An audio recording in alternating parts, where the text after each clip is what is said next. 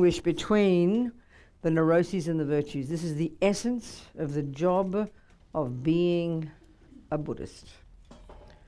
If you could argue everything up to there is preparation, you know.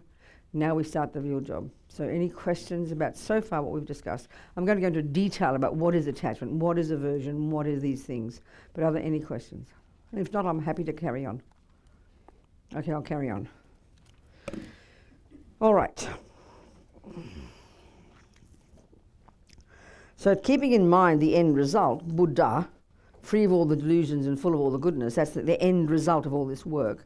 The preliminary work of getting the teacher and appreciating this human rebirth and thinking about impermanence and death and wanting to turn to the Buddha for advice and then taking his advice, that begins the process of abiding by the laws of karma, controlling our body, controlling our speech. Why?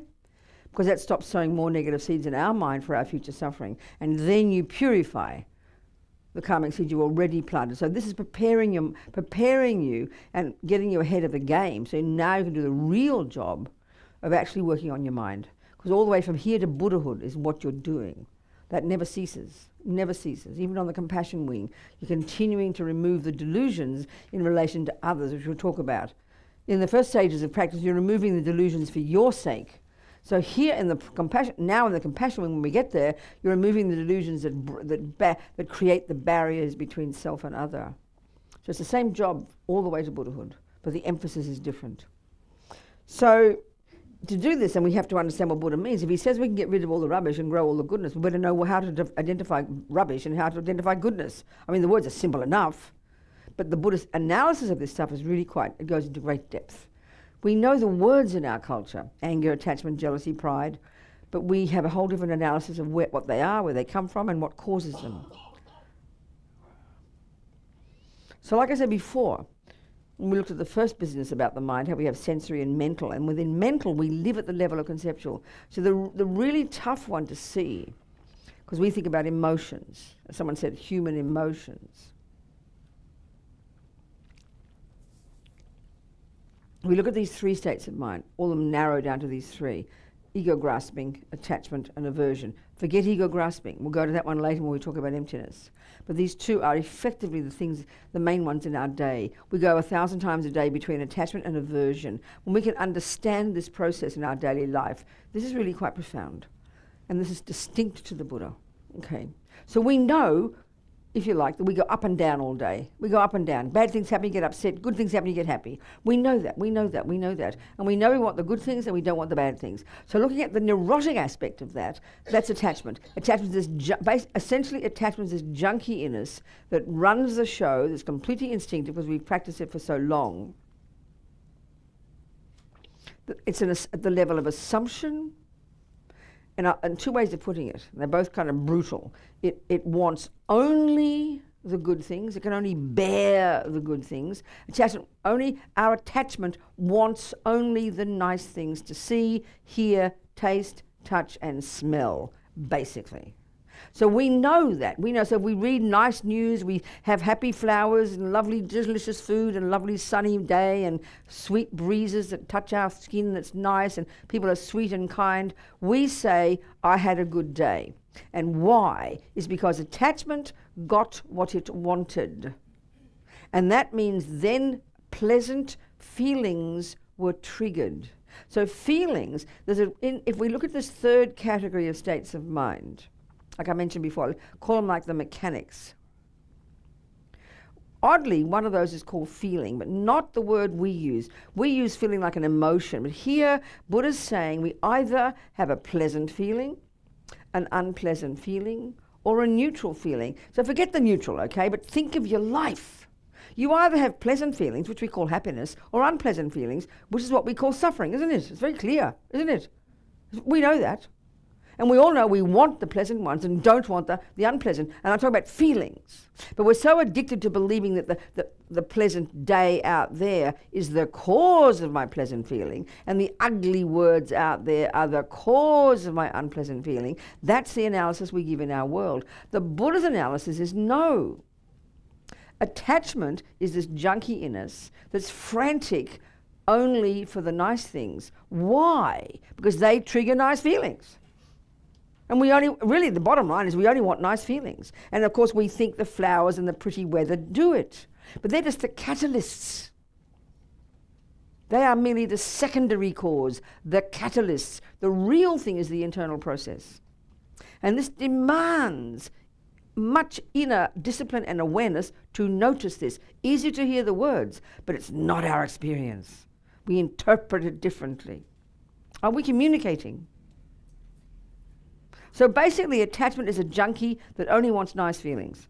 And the method to get it is contact nice, pretty objects. Think about it. In other words, think about another way to put it, which is the suffering of samsara, Buddha says, and this is the subtler level of suffering. This is, what we're talking about here is the subtle level of suffering when we get the nice things. When we get the bad things, that's the gross level of suffering, suffering of suffering. The second one is called the suffering of change. When attachment gets the nice things. So when attachment wants the chocolate cake, you then manipulate to get it, and you get the chocolate cake, and it goes in the mouth. What does it do? It triggers a pleasant feeling. We know that.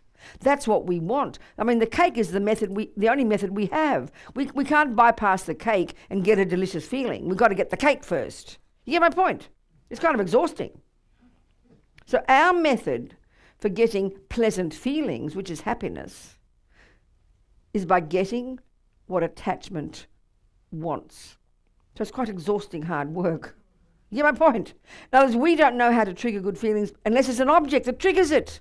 I mean, there's such hard work. We've got to keep finding objects all the time, whether it's a sound, a smell, a taste, a pleasant word. We can't just sit there and have pleasant feelings. We wouldn't know how to do that. You get my point here? You know what Buddha's saying? Hey, babes, I've got a really good method that bypasses the necessity for things. The long-term goal, the long-term method is give up attachment. And what are you left with? Good feelings. It's another method to get good feelings. Give up attachment. And he says the difference is between that happiness and the happiness we get is this one lasts. This other one is short going, because we know when you start getting the pleasant feelings once the first piece of cake's in the mouth, it's the best possible blessed feeling, but it's downhill from there. We know that. The second piece is already disappointing. And then you keep wanting that happy feeling, and you think maybe the third piece will do it, maybe the fourth piece will do it, and by then you're exhausted and you want to vomit. I mean, get the point. Buddha's accurate. He says this is the subtler, more nuanced level of suffering. It's called the suffering of change. We think we're getting happiness when we eat the cake, but what do you think you end up with? The suffering of a stuffed stomach. This is scientifically true, but we forget. So the same object that gives you pleasant feelings is the same object 5 pieces later that causes you to vomit. But we forget the second part. We just remember the first bit and we say, oh, tomorrow it'll work again. Are we communicating here? This is technically correct. We get it. This is Buddha's analysis. We can see it's true. He didn't make it up. It's just we don't want to know about it, that's all. Because we're junkies. But this is where what Lama Yeshe trying to inspire us. By just getting some concentration, you can taste that capacity for pleasant feelings. It's your own natural state. So even just in meditation, some people get it by accident. Then you think, oh, wow, I've got a really, religious experience. You did in a way. But it's proving to us that even when you can steady your mind a little bit, to that degree, there's a pleasant feeling. It's natural. So when Lama talks about getting all the way to single point of concentration, talking about rapture, ecstasy, he somehow learned these words. So all pleasant feelings are anything from a mild pleasant feeling to rapture or ecstasy. We don't throw those words around every day. Oh, I had some ecstasy yesterday. We think it's a drug. You understand? But this is the capacity of the mind. It's technically the Buddha's view of the capacity of the mind to the degree it is unencumbered by delusions is the bliss we can experience. So if you get too junky, the biggest mistake about that, some people have the capacity to experience bliss in their meditation, but they haven't practiced, so they just become junkies. That's not the point. That's missing the point. profoundly. This what Lama's giving us is to excite us, but it's just a bonus. It's the bonus, that's all. But it's showing us our potential. It's showing us that our mind has the potential to be blissful and peaceful without relying upon an object. So that helps us, encourages us to give up attachment. But if we get attached to the meditation, then you're in serious trouble. You just destroy yourself. That's why you've got to practice, knowing your mind well, going step by step, disciplining your body, your speech, and then your mind, and doing lots of purification and practices and all those things, That's the stuff that purifies us, that helps us do this job properly.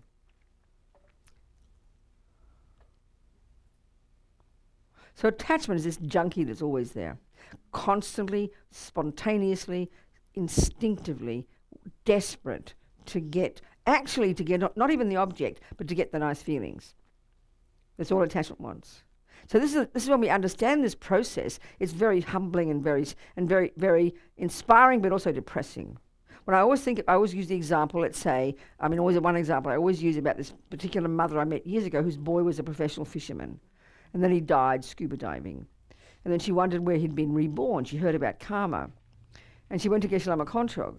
She asked me, I said, I don't know, but go and ask Geshe Lama Kontrog. Well, he's clairvoyant. He's like not clairvoyant, knows emptiness, bodhicitta, the works, he's got the lot.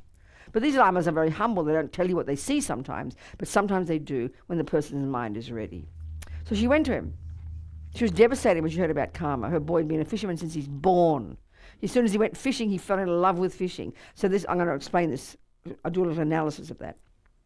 But the incidental part of the story is that she went to see him and asked where her boy had been reborn, because he died scuba diving at the age of 29 or something. And he spent his life killing fish. That's what a fisherman is. So he said,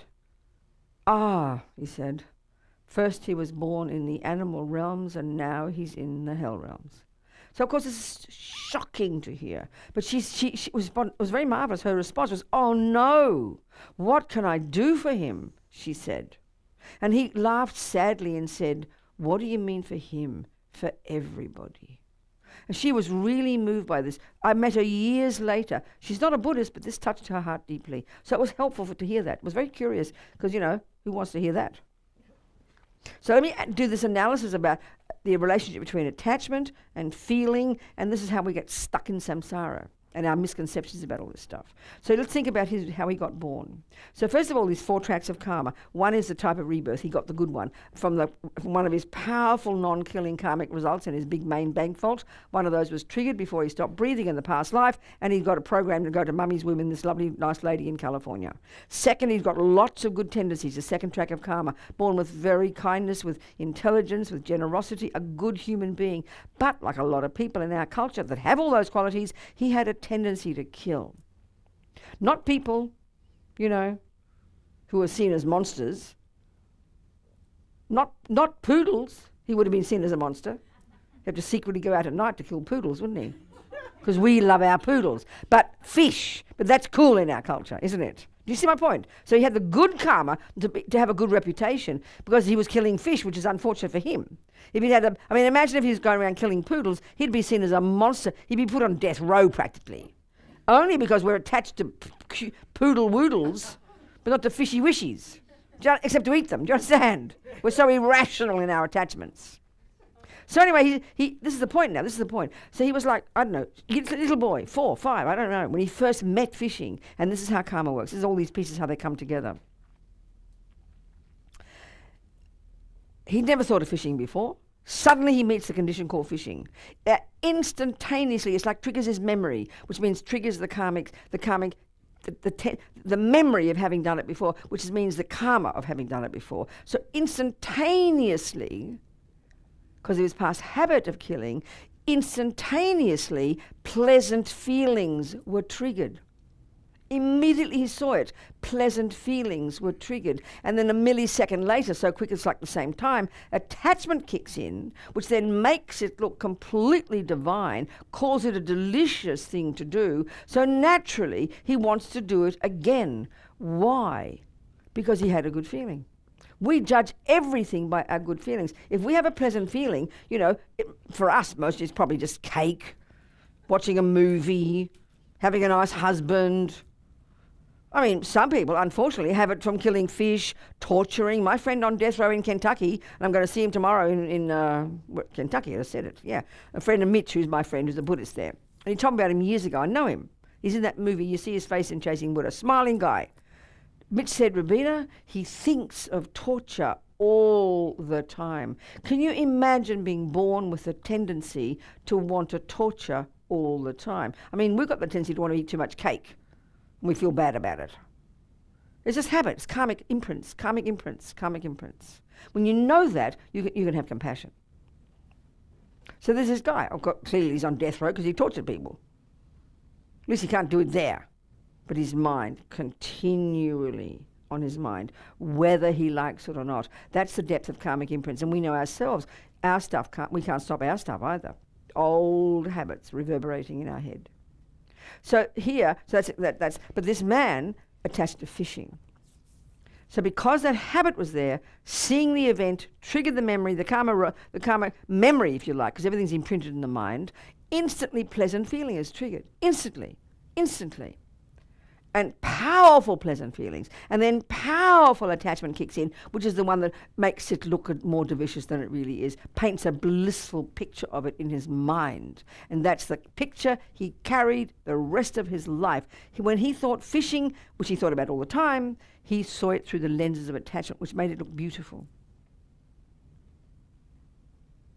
So of course we all want good feelings. So of course he thought fishing was the cause. We think cake is the cause. Well, of course we think it is. It's automatic. We don't question that process. That's what we have to do. And that's why believing in our feelings is the worst misconception. We do. We're junkies because all we want is good feelings. We're frantic for good feelings. Frantic. We'll do anything we can to find any object to trigger good feelings.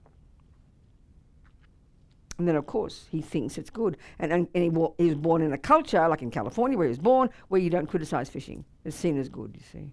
So he spent his life. So that means he never, and this is a killer about attachment. Attachment's main job, apart from the craving and the wanting and the manipulating and the possessing, its main function is to exaggerate, to make it more delicious than it really is.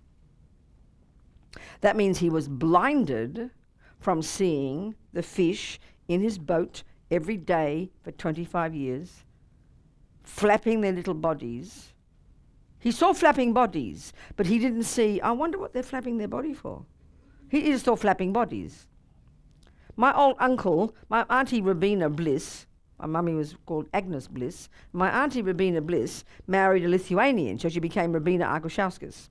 We thought Bliss was a silly name. So anyway, she became Robina Arkushauskas. And he was this nice Lithuanian man who went fishing in the fishing season, quail killing in the quail season, duck shooting in the duck season, eel killing in the eel season. That's what his job was. He had a nice veggie garden, but he never used spray. He said, the insects can enjoy the vegetables. Anyway, that was what he did. He killed all these animals, you know. My poor auntie, we called her Ninny. She couldn't stand. She was a vegetarian. She just cried every day because she had to skin the poor dog because she was trying to be a good wife, you know. Anyway, whatever. But the point is, he bought a property up on the river between the two states, New South Wales and Victoria, which was the ideal place for a fisherman and a duck shooter and a quail shooter and an eel killer. Do you understand? He was in heaven up there. So basically we'd go up there and we'd swim in the river because we'd sunbake in the sun, you know. And I had never in my life thought of fishing. My father did it, but I'd never thought of fishing. It never rose in my mind as a concept. And then I didn't know how fish died. I had no idea about it. But he'd come up with these bags of fish and he'd chuck them on the ground next to the river in the 120-degree sun. And he'd walk away. I say, Stacy, we called him Stacy. Stacy, I said, they're still alive. He said, well, of course, that's how they die. I never thought of it. I was mind boggled. I could not believe the suffering, to think of the suffering of the fish. And this boy, kind man, because of the habit, because of attachment, he never saw suffering. That was the tragedy. His mummy hated fishing, but she never criticized, she said. And she went fishing with him one time. And because she didn't have attachment to fishing, she didn't have any veils in front of her eyes, so she saw nakedly the truth. The fish weren't happy. Are we communicating here? So he wasn't brutal. This is the tragedy of attachment. As a honey-covered razor blade, it looks like kindness. But it blinds us from seeing the harm we're causing. And that's where attachment, when we harm others through attachment, it's not as heavy maybe as aggression, as wanting to harm. Fishermen don't want to harm, but it blinds you from seeing the suffering. You never saw them suffering. That's the thing that's fascinating. This is how our delusions work. Attachment is the one that drives us. It's this motor. It's most subtle energy, its heaviest energy, the deepest energy, the most primordial from the practice, having practiced it for countless lifetimes, is that it's the energy of never having enough, dissatisfaction, which is this hunger, which causes us to yearn after something out there because something's missing. Then we jump onto the 5 objects of the senses, depending on our karma. It's going to be this or this or this. So at least if we just do it to, but if it doesn't include other humans or other beings, it's not so bad. You just harm yourself. Too much cake, too much pornography, because we're not harming another. You're just feeding yourself. It's not being moralistic. It's practical. But then you start to harm others with it, like raping people, stealing from people, lying to people. You understand? When it harms others, it's more heavy. Killing people based on attachment. That's when it's heavy, obviously. So that's why we at least start stopping those things at the beginning stages of practice. But how these things work together. Karmic habit meets the object, triggers a pleasant feeling, catching kicks in, makes it look delicious.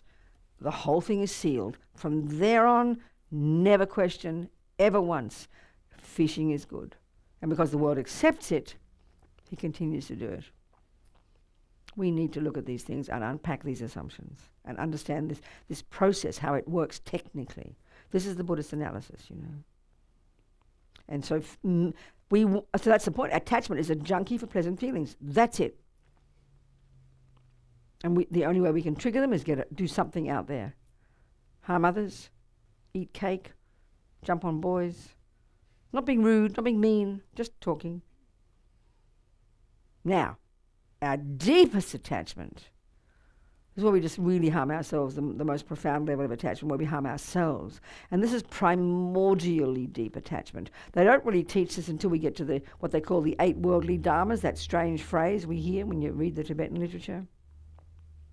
The deepest attachment we have, the most primordial, since we're born, it's almost the subtlest attachment of all, a function of ego grasping, the root delusion. Attachment, basically, putting it in simple words, it's the craving to be liked, the craving to be seen in a good light.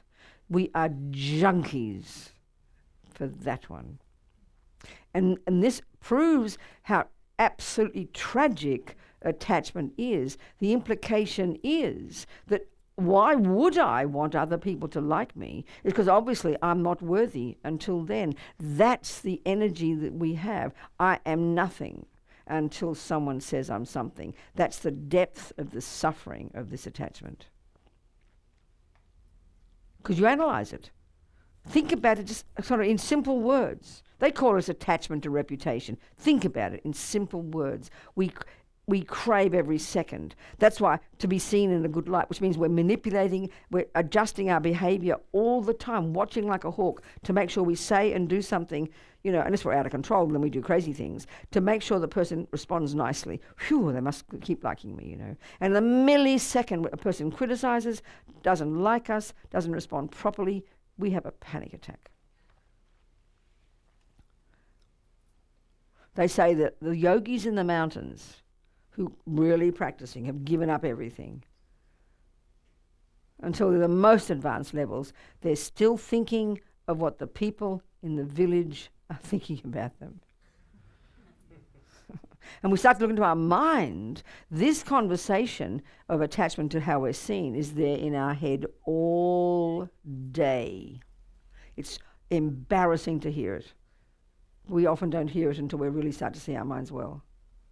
Always adjusting, always wanting to be seen as good, wishing people can see us, wishing they would know I'm doing this, hoping that they're going to do it, I'm going to tell them this.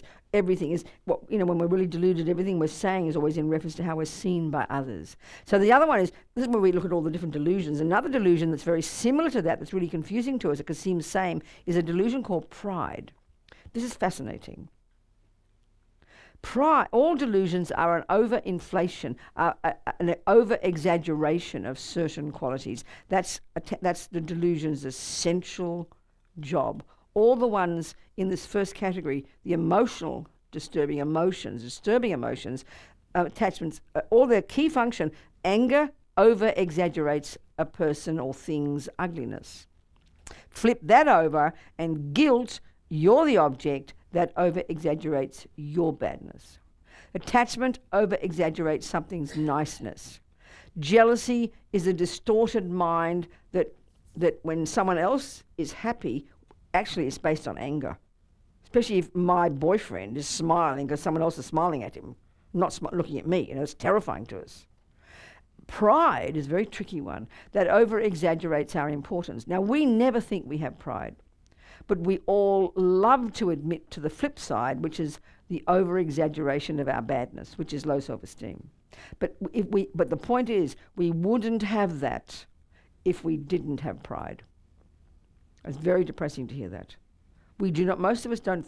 We can see pride as the classic example of pride is a person that really is inflated. You see them walking through like that. You really can tell they're so arrogant. That's pride. It's the obvious one. But when you see a little mousy person who's shy and blushes when people look at them, or you think, oh, the poor person, that's the flip side of pride. It's not being horrible. A person who doesn't have low self-esteem or pride would be content with who they are. They'd be happy. They don't mind if they're fat or thin or skinny or loud or dark. They're happy who they are. They're not worried.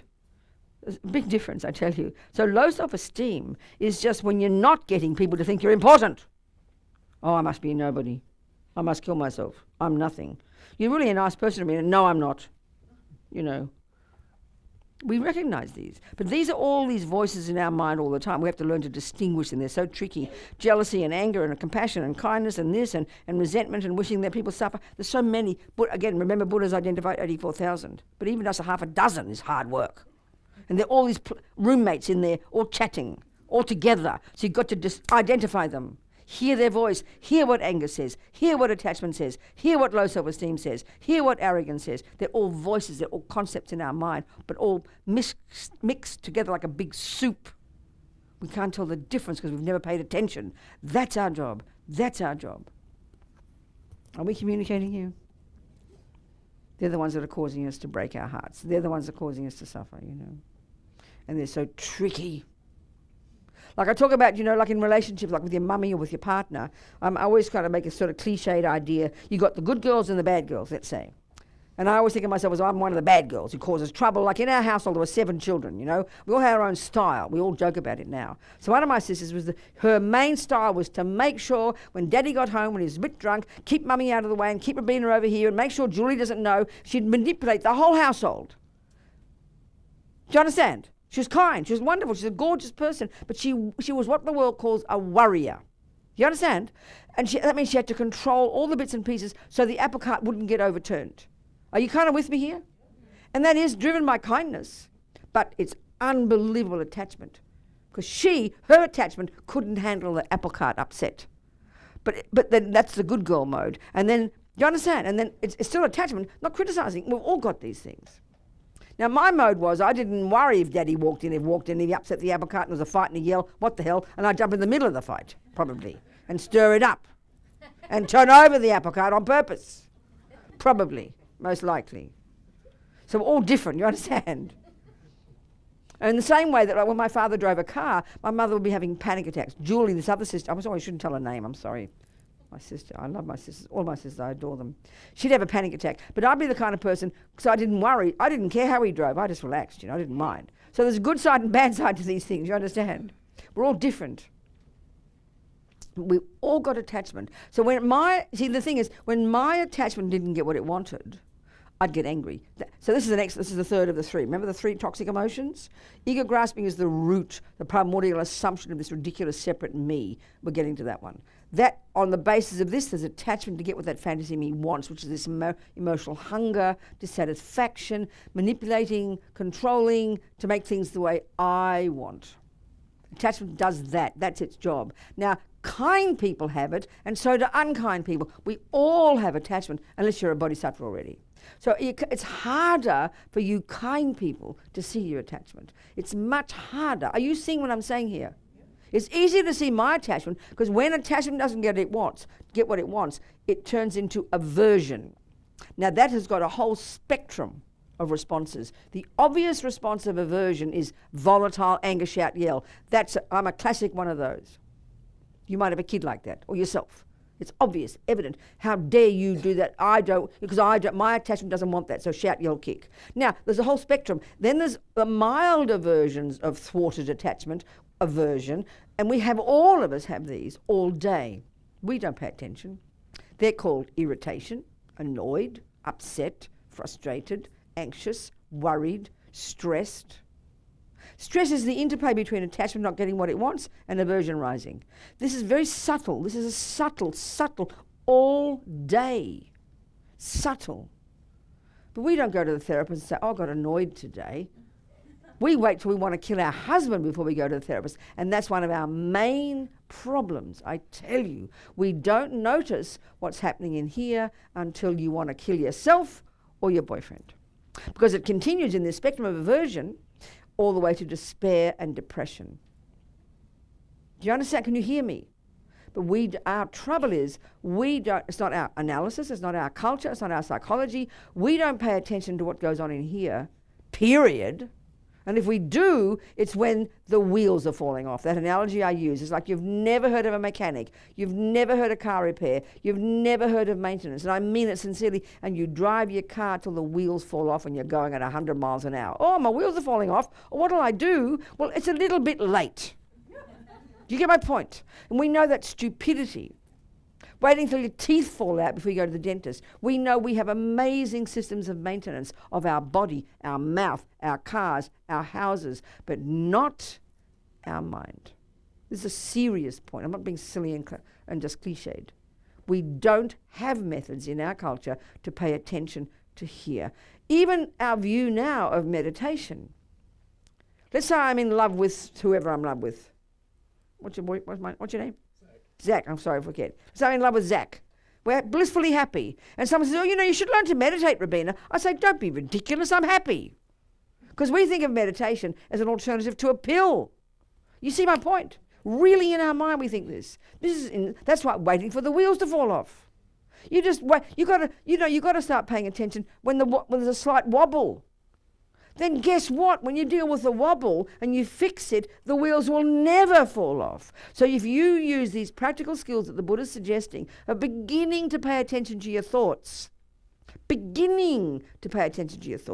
controlling your body and speech, you can really learn very slowly to live your life well and maintain your thoughts. And you could say you would never have a mental breakdown.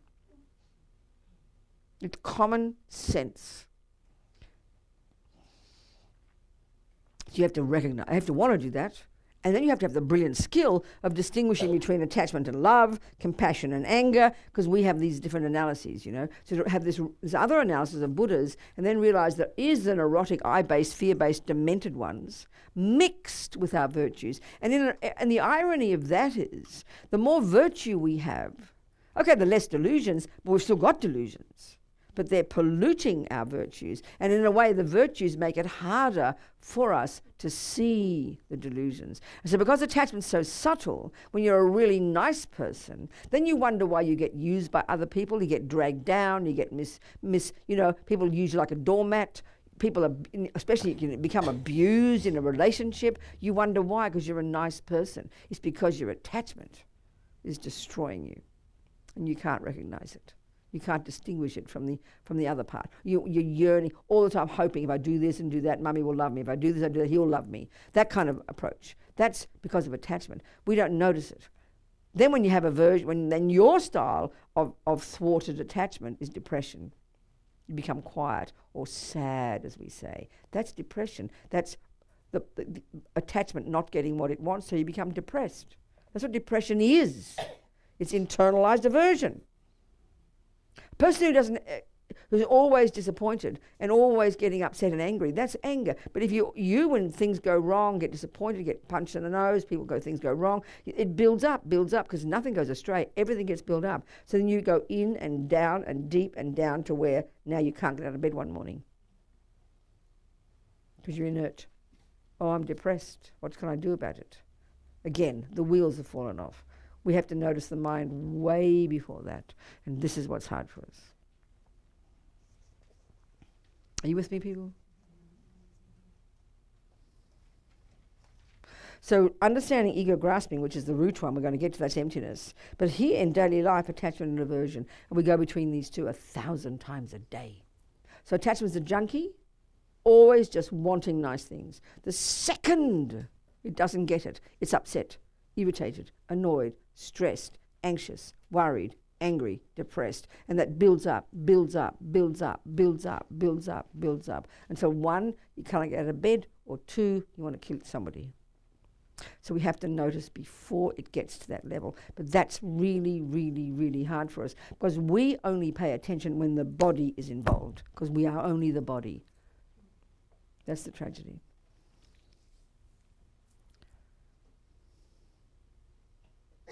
Attachment and aversion. If you can get these two, 90% of your worries, worries, anxiety, panic, stress, they're all mild versions of aversion, of thwarted attachment. Anger is an obvious volatile one, easy to identify. How dare that happen?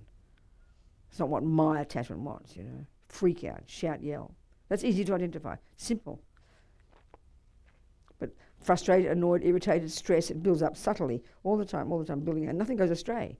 And it builds up. It doesn't just go in one ear and out the other. Until you deal with it, it builds up like the wobbly wheels won't suddenly go away. The wobbly wheels will keep being wobbly, and they get more wobbly and more wobbly. Maybe they're quiet, and then more wobbly, and one day they fall off. And that's when we notice. Way too late. That's what we mean by going to a doctor and a therapist. We assume a therapist, we have to do curative. It's preventative. And we can do it. This is the point. And that's why this is the hard job of being a Buddhist. But why you do your prostrations, why you do your water bowls, why you do your mantras, why you do your visualizations, why you do your vows, they are like techniques to help you do this job. Just a bit like I use the analogy, let's say, I always use Michael Jordan as the example. I'm sure he's a grandfather by now, but pretend, I keep using that same example. Or let's say a tennis player, it doesn't matter. Let's say Michael Jordan. You go to the basketball, and you see him whizzing up and down the court, upwards, backwards there, and the balls in the hoop, endless balls in the hoop. You're so excited. Oh, Michael, please show me how to get the ball in the hoop. Because let's face it, that's the essence of basketball, isn't it? The biggest number of balls in the hoop and you win.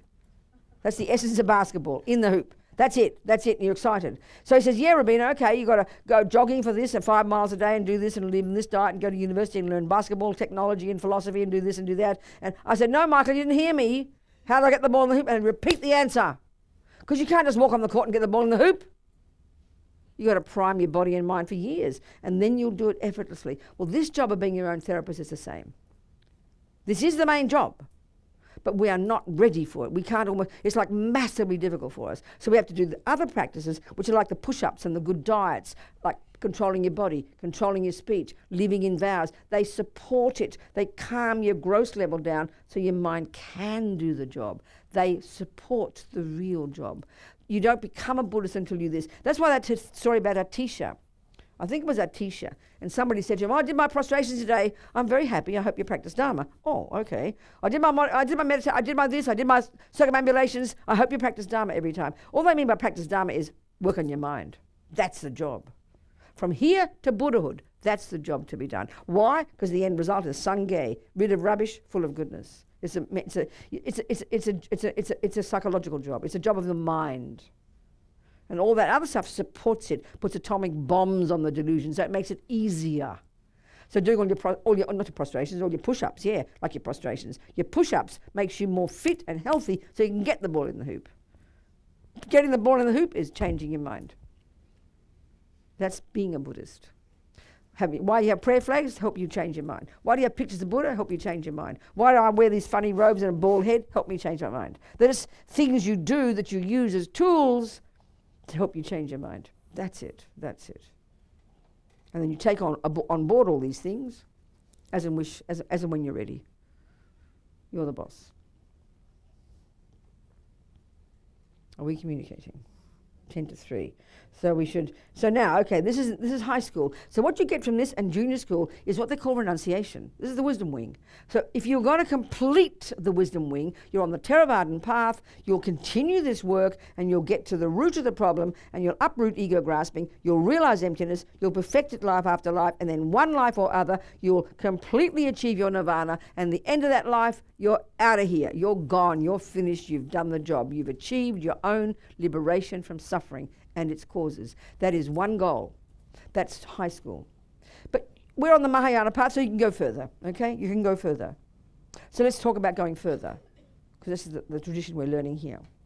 So as far as here, you'd say, you might have realized emptiness by now, but that's not the issue. Mainly what you get from this work of controlling your body, your speech, living in vows, doing all your purification practices and lots of other things, and working on your mind and lessening delusions and understanding, realizing the virtues. And mainly this work is refraining from harming with your body, speech and mind. Working on giving up delusions, lessening the power of delusions, lessening the power of your body and speech. It's mainly that kind of and you are the beneficiary of this. It's for your sake. And from this, you have realized what they call renunciation. What are you renouncing? What are you giving up? Suffering and its causes. First noble truth, we mentioned two kinds of suffering. Let me go back to the first one. First kind of suffering, you're giving up the gross level. So you stop getting harmed. You practice junior school. You want to give up the second level, which is the suffering of change, which comes from attachment, so you give up the delusions. That's the more powerful one. So by this point, you've got renunciation. You've understood suffering and its causes, and you're up to here with it, and you're sick of it. That's renunciation. So the sign of having renunciation, Lama Zopa says, you've got it when just the thought of another moment of attachment is so repulsive. It's like being in a septic tank. So way to go, okay? Way to go. And how would you be? It sounds very forbidding to give up this and give up that. It always sounds depressing to us. So now how would you be? You'd be blissful. You'd be stable. You'd have immense equanimity. You'd have less neuroses. You'd be less up and down. You'd be less ridiculous. You'd be less jealous. You'd be less angry. You'd be less proud. You'd be less low self-esteem. You'd be more steady, more calm, more wise, and more joyful. More happy, in other words. Very simple. Happy and confident and courageous. You'd be a wonderful person. So now, that's renunciation. We can go further. We can go to the next wing of the bird, compassion wing, the bodhisattva path, or if you like, university level. And continue the job of working on your mind. It doesn't change. No difference. But now, before it was in reference to making sure you don't hurt others for your sake. Now it's in reference to how to break down the barriers that these delusions have created, the barriers that our delusions have created between self and other. So in order to rip them down, in order to get closer to others, in order to help others. This is the compassion wing. Same job, work on your mind, but in reference to sentient beings. This is all. These two levels are all framed in terms of the two levels of vows. The first level of vows is what they call individual liberation, the vows that help me get my liberation. So I don't kill, don't steal, don't this, don't that. Monks and nun vows are the same level. It's got a few more, that's all, but they're the same purpose, to harness our body and speech. Vows are about behavior. Then we can work on our mind and get renunciation and become this blissful, wonderful, happy person. But we know suffering and its causes, and this is, which means we understand karma and we understand the delusions. We've got this down. First and second truths. We've got them down. This is profound already. So this is the basis now for moving on to the compassion wing, where we're trying to cultivate compassion for others, which is, oh my God, look at the suffering. But what suffering? We've learned that in high school. There are 3 levels, remember? We've done the first and second. So when we see other sentient beings, we see the ones who are suffering. That's the first kind of suffering. We have compassion for them, and that's the usual compassion we have. But now we've got compassion for all the others. because we see their attachment, and we see their jealousy, we see their psychosis, we see they want to rape and kill and torture, but we know why they're suffering, we know why they do it, so now we're capable of having compassion for them easily. And yes, you'll have compassion for Mr. Trump. Yes, at that level you will. But you understand my point? You get it. But what we think of compassion, we conflate it with, oh, the poor things can't help it. They have to be innocent victims. We only like to have compassion for innocent victims. But here it's way more powerful. Our compassion is kind of vindictive. You'd better deserve my compassion, baby. You've got to be a saint. Then I'm prepared to have compassion for you. That's heavy duty. This is, we're all in the same boat. Oh my God, you know. And then you see, so this is where you practice the wisdom wing. I find it very profound. So I use Mr. Trump as an example. First of all, we don't know if he's not a bodhisattva, and I'm not being hilarious. You don't know who anybody is, so don't judge. And you only really get to know that when you start the bodhisattva path, which we're going to talk about a bit. We're okay. So, at the first level, how you practice the wisdom wing by looking at the world, not the compassion wing, the wisdom wing. This is powerful. All of it is grist for your mill. So when I open up my iPad and I read my Financial Times, my New York Times, my New Yorker, my Vanity Fair, my Vogue, I'm a junkie for magazines, okay? You can tell I'm old because I buy subscriptions to magazines and newspapers, you know, not look on the internet ones. I wouldn't have a clue about all those ones. So, I mean, you know, I read all these things. And so, of course, everybody's obsessed with Mr. Trump. Every heading in the New York Times is Mr. Trump. There'd be no news these days without Mr. Trump. You're bored if there's no Mr. Trump news. It's very fascinating. So how do you deal? So right now, being an ordinary deluded person, how do we deal with it? Oh my God, look at that monster. How dare he do this? Look at these evil people. Look at that monstrous war. We live in negativity all day because that's our response to seeing people harming others. We'll have compassion for the people, but we'll get really angry because we believe they're the cause of it. That's the logic we use in our culture. So we just destroy ourselves. We're exhausted. So what's this approach here? It's really clear. The wisdom wing approach is marvelous. All of that out there is like workshop for you to see suffering. So, you know, when I read about Mr. Trump, it's perfect. I say to myself, either one or the other, or anything else I read. I use my analysis about karma, delusions, which I'm using for myself, and I reply it to him. And I'll go, I recognize that. When I see him lie, I recognize that. When I see him attachment to food, I recognize that. When I don't want to grab ladies, you know what's, but you understand, but sexual attachment, I recognize that. Or arrogance, I absolutely recognize that. You know, manipulating people, abusive speech, I recognize every one of those. Do we not recognize these in ourselves? This is how you learn. And then the second one you say is, thank you for showing me how not to be. Then in that way, you can use the whole world as this amazing workshop to help you realize, wow, I'd better keep practicing. Even when you see wars, then your heart breaks. You see this war, there's a bunch of people killed. My God, look at the result of karma. Then you see the people doing it to them. Oh my God, look what they're doing, creating monstrous suffering for themselves for the future. So you use the analysis of karma and the analysis of the mind, and everything in life is like this workshop. Then you get courage and strength from it. Not exhausted, not drained, not angry, not fearful, not panic-stricken. That's just the wisdom wing. Now the compassion wing, as we progress, your analysis is, oh my God, look at these sentient beings suffering. I said that one, and look at the ones causing suffering. And then this brings you this huge confidence, the courageous attitude of the bodhisattva is that it's my job to help sentient beings.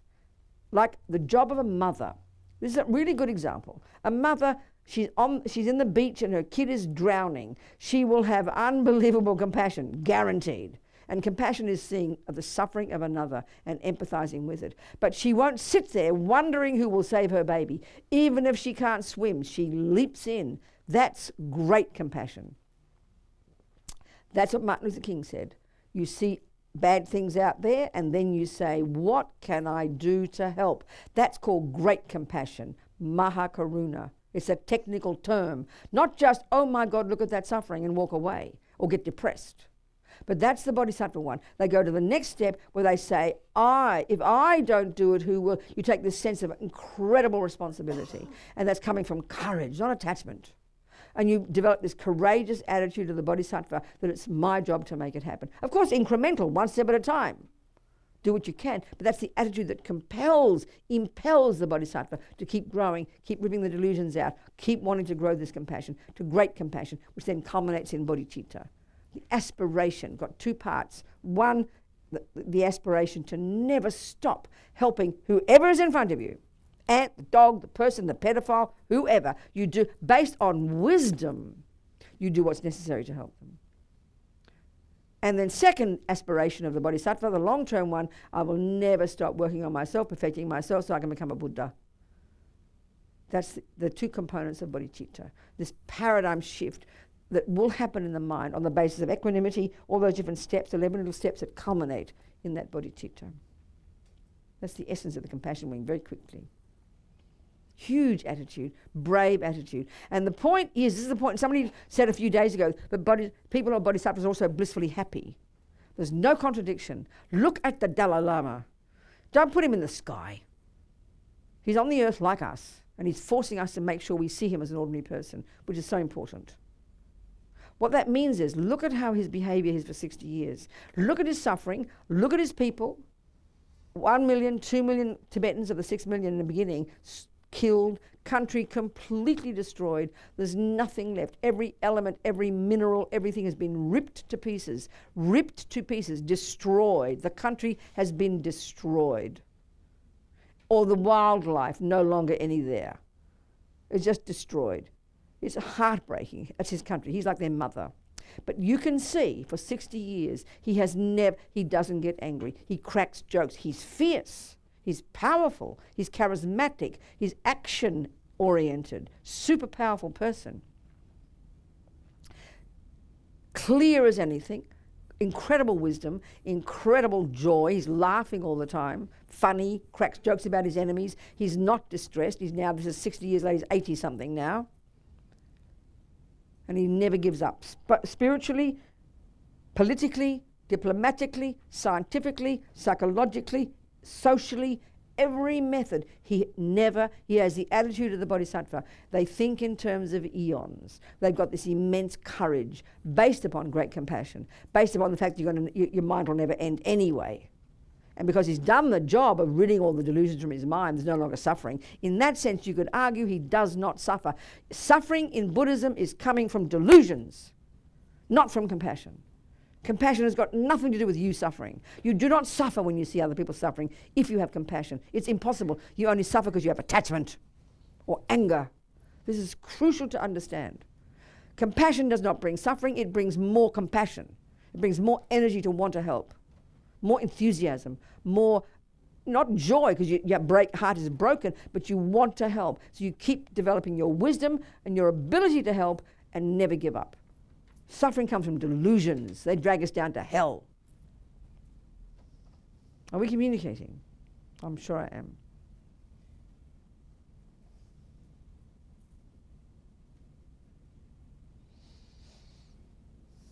So then, get to bodhicitta. I whizzed through that bit.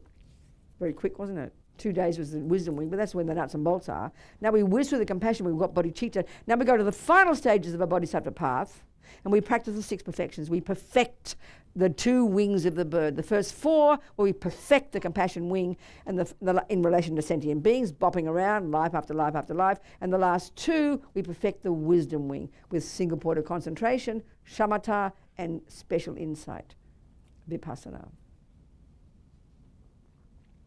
The first 4 are the practice of generosity, morality, patience, and perseverance. Let's go through these briefly.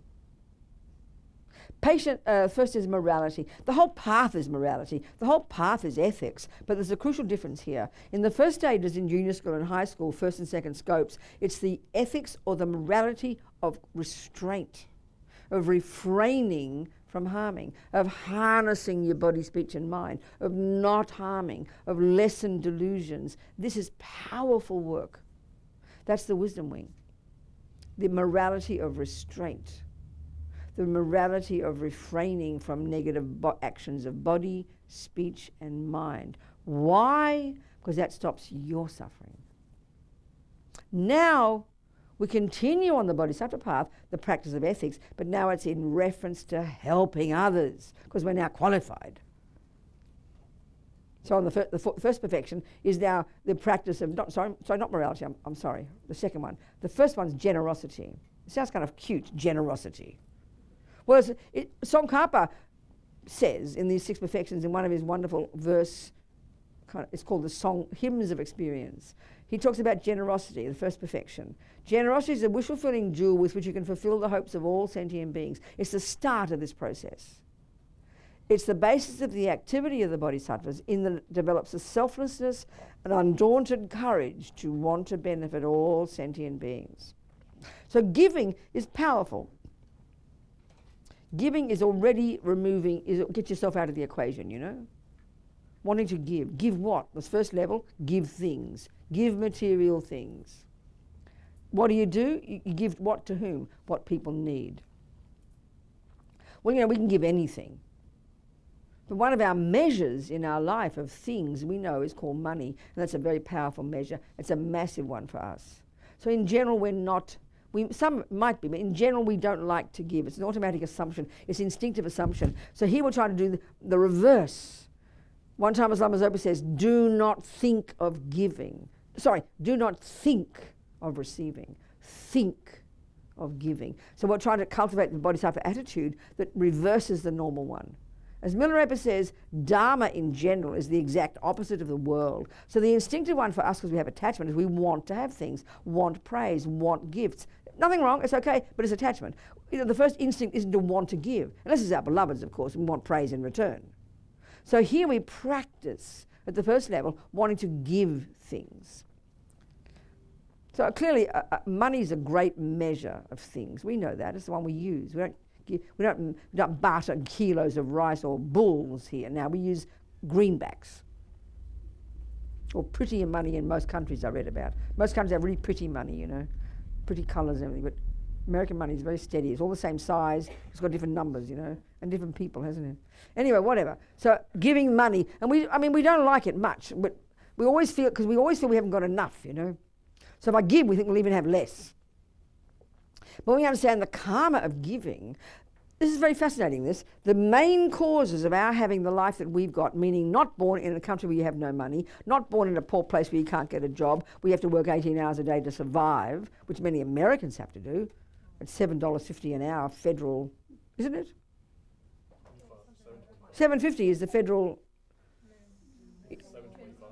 Oh, I beg your pardon, $7.25. I mean, listen to this, it's very fascinating. I lived in New York City for 1 year in 1974.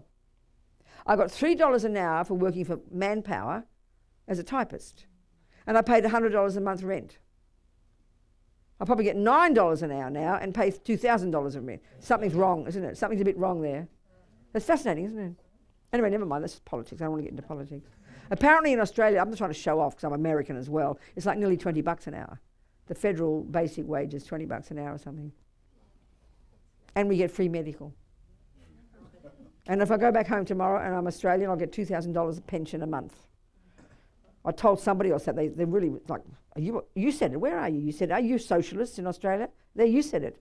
She's been brainwashed by American politics. No, I said, but they're even more conservative government than America. But they're just used to taking care of their people, that's all. It's been a habit in Australia for like 150 years. We've gotten used to it, you know. Anyway, never mind. I'm also an American, so it's okay. I'm not criticising. I'm also British. And I told you, when I went for my American passport, I always tell you that. And I said, can I keep my other passports?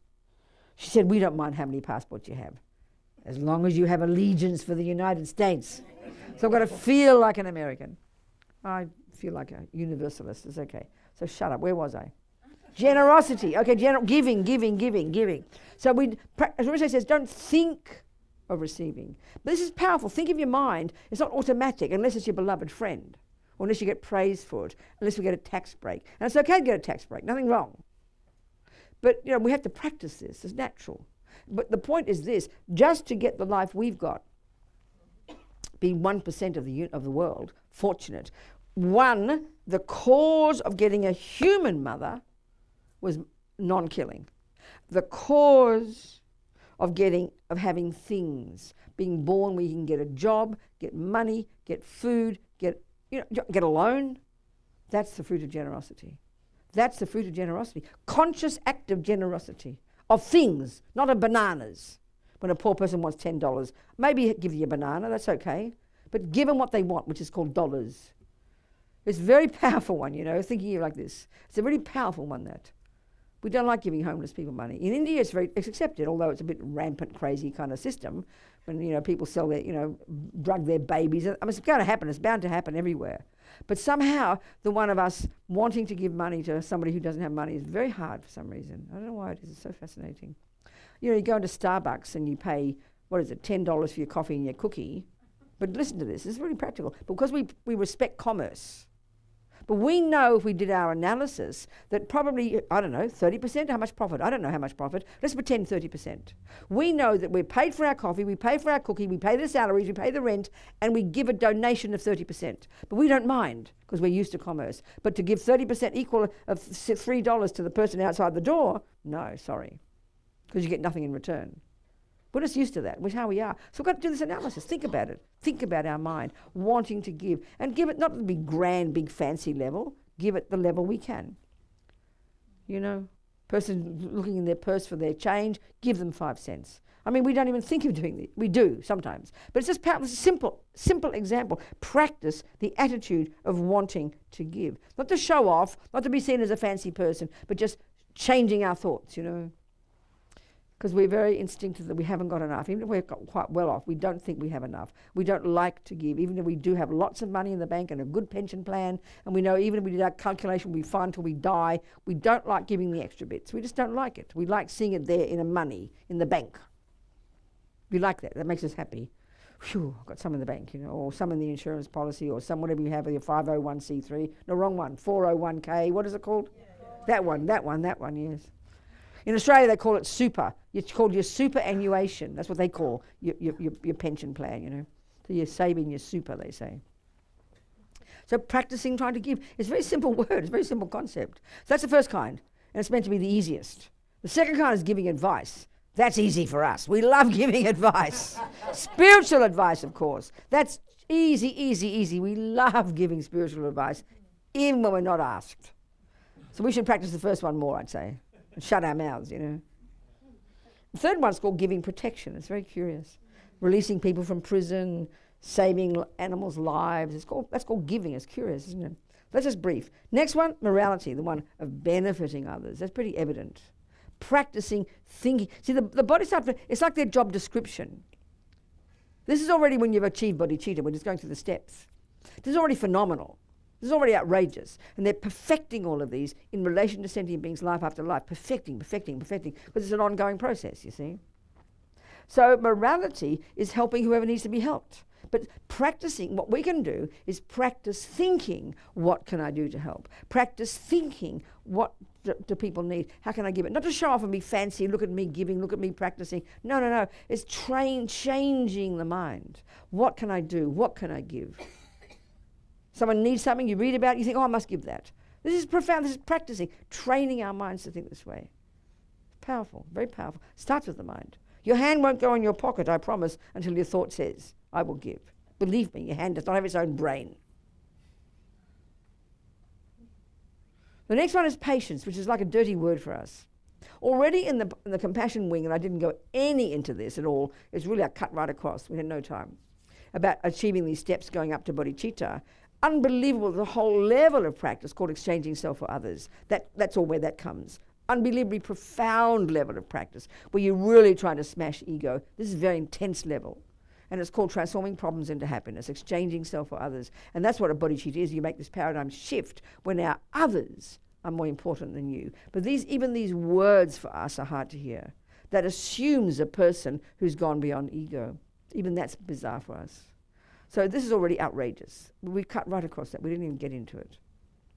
But patience, coming here, is an extra level of long-term patience. So patience is actually a profound state of mind that attacks aversion.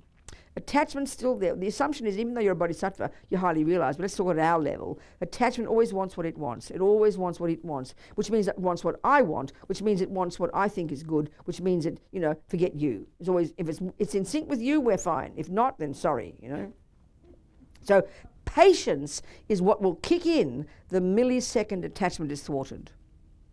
And because this happens so fast, and the bodhisattva level, it's easy, it's what kicks in the second you don't get what you want. The toilet seat up and set it down. The traffic lights are not the right colour. The noise a little bit loud. These are baby examples. Patience is what kicks in right there that counteracts aversion. Aversion is a normal one that arises without even any volition because we're so trained. That's anger. But here, patience is the antidote. So patience is like a brave attitude that welcomes the problem. Bring it on, baby. That's what patience is. It's a huge, advanced, brave state of mind. It's like an atomic bomb. But you've got to catch the attachment not getting what it wants, don't you? That shows already so much awareness of your mind. So that's practicing patience. Whereas we think of patience as like, what do we call it? We call it passive aggression. Grishing your teeth and waiting for that horrible thing to go away. That's not patience. That's internalized aversion. Do you understand? Patience is a powerful view that and even as they say, and this is getting close to emptiness now, which we're now getting to, this is where you're applying emptiness already.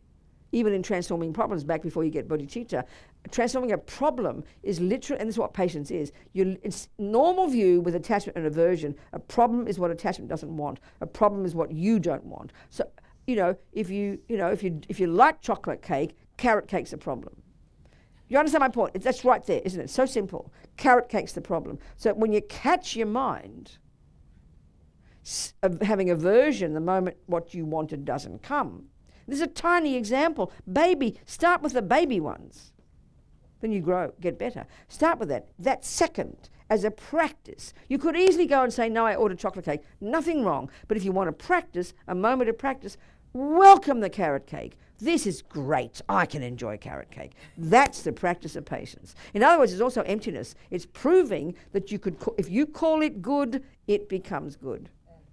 But when the mind is stubborn, which the mind is when it's deluded, it will call carrot cake bad and it will never change. It is bad. Do you get my point? Patience is profound. It sees it as good, which already is implying emptiness. Because we're getting to emptiness now, nearly, almost there, 2 more steps. But this is implying it already. It's already implying it. Because the ultimate way of understanding things is that nothing has an intrinsic nature in itself. It's what we call it. We give the meaning to things. That's the final meaning of emptiness. But we'll go through some stages of it. This is just brilliant. When our mind can be so flexible. This doesn't mean you give up and say, let the person kick the dog. I'm seeing it as good. Don't be stupid. No. Someone's harming somebody, so you do what you can. Of course, that's different. But in the way that I don't get what I want.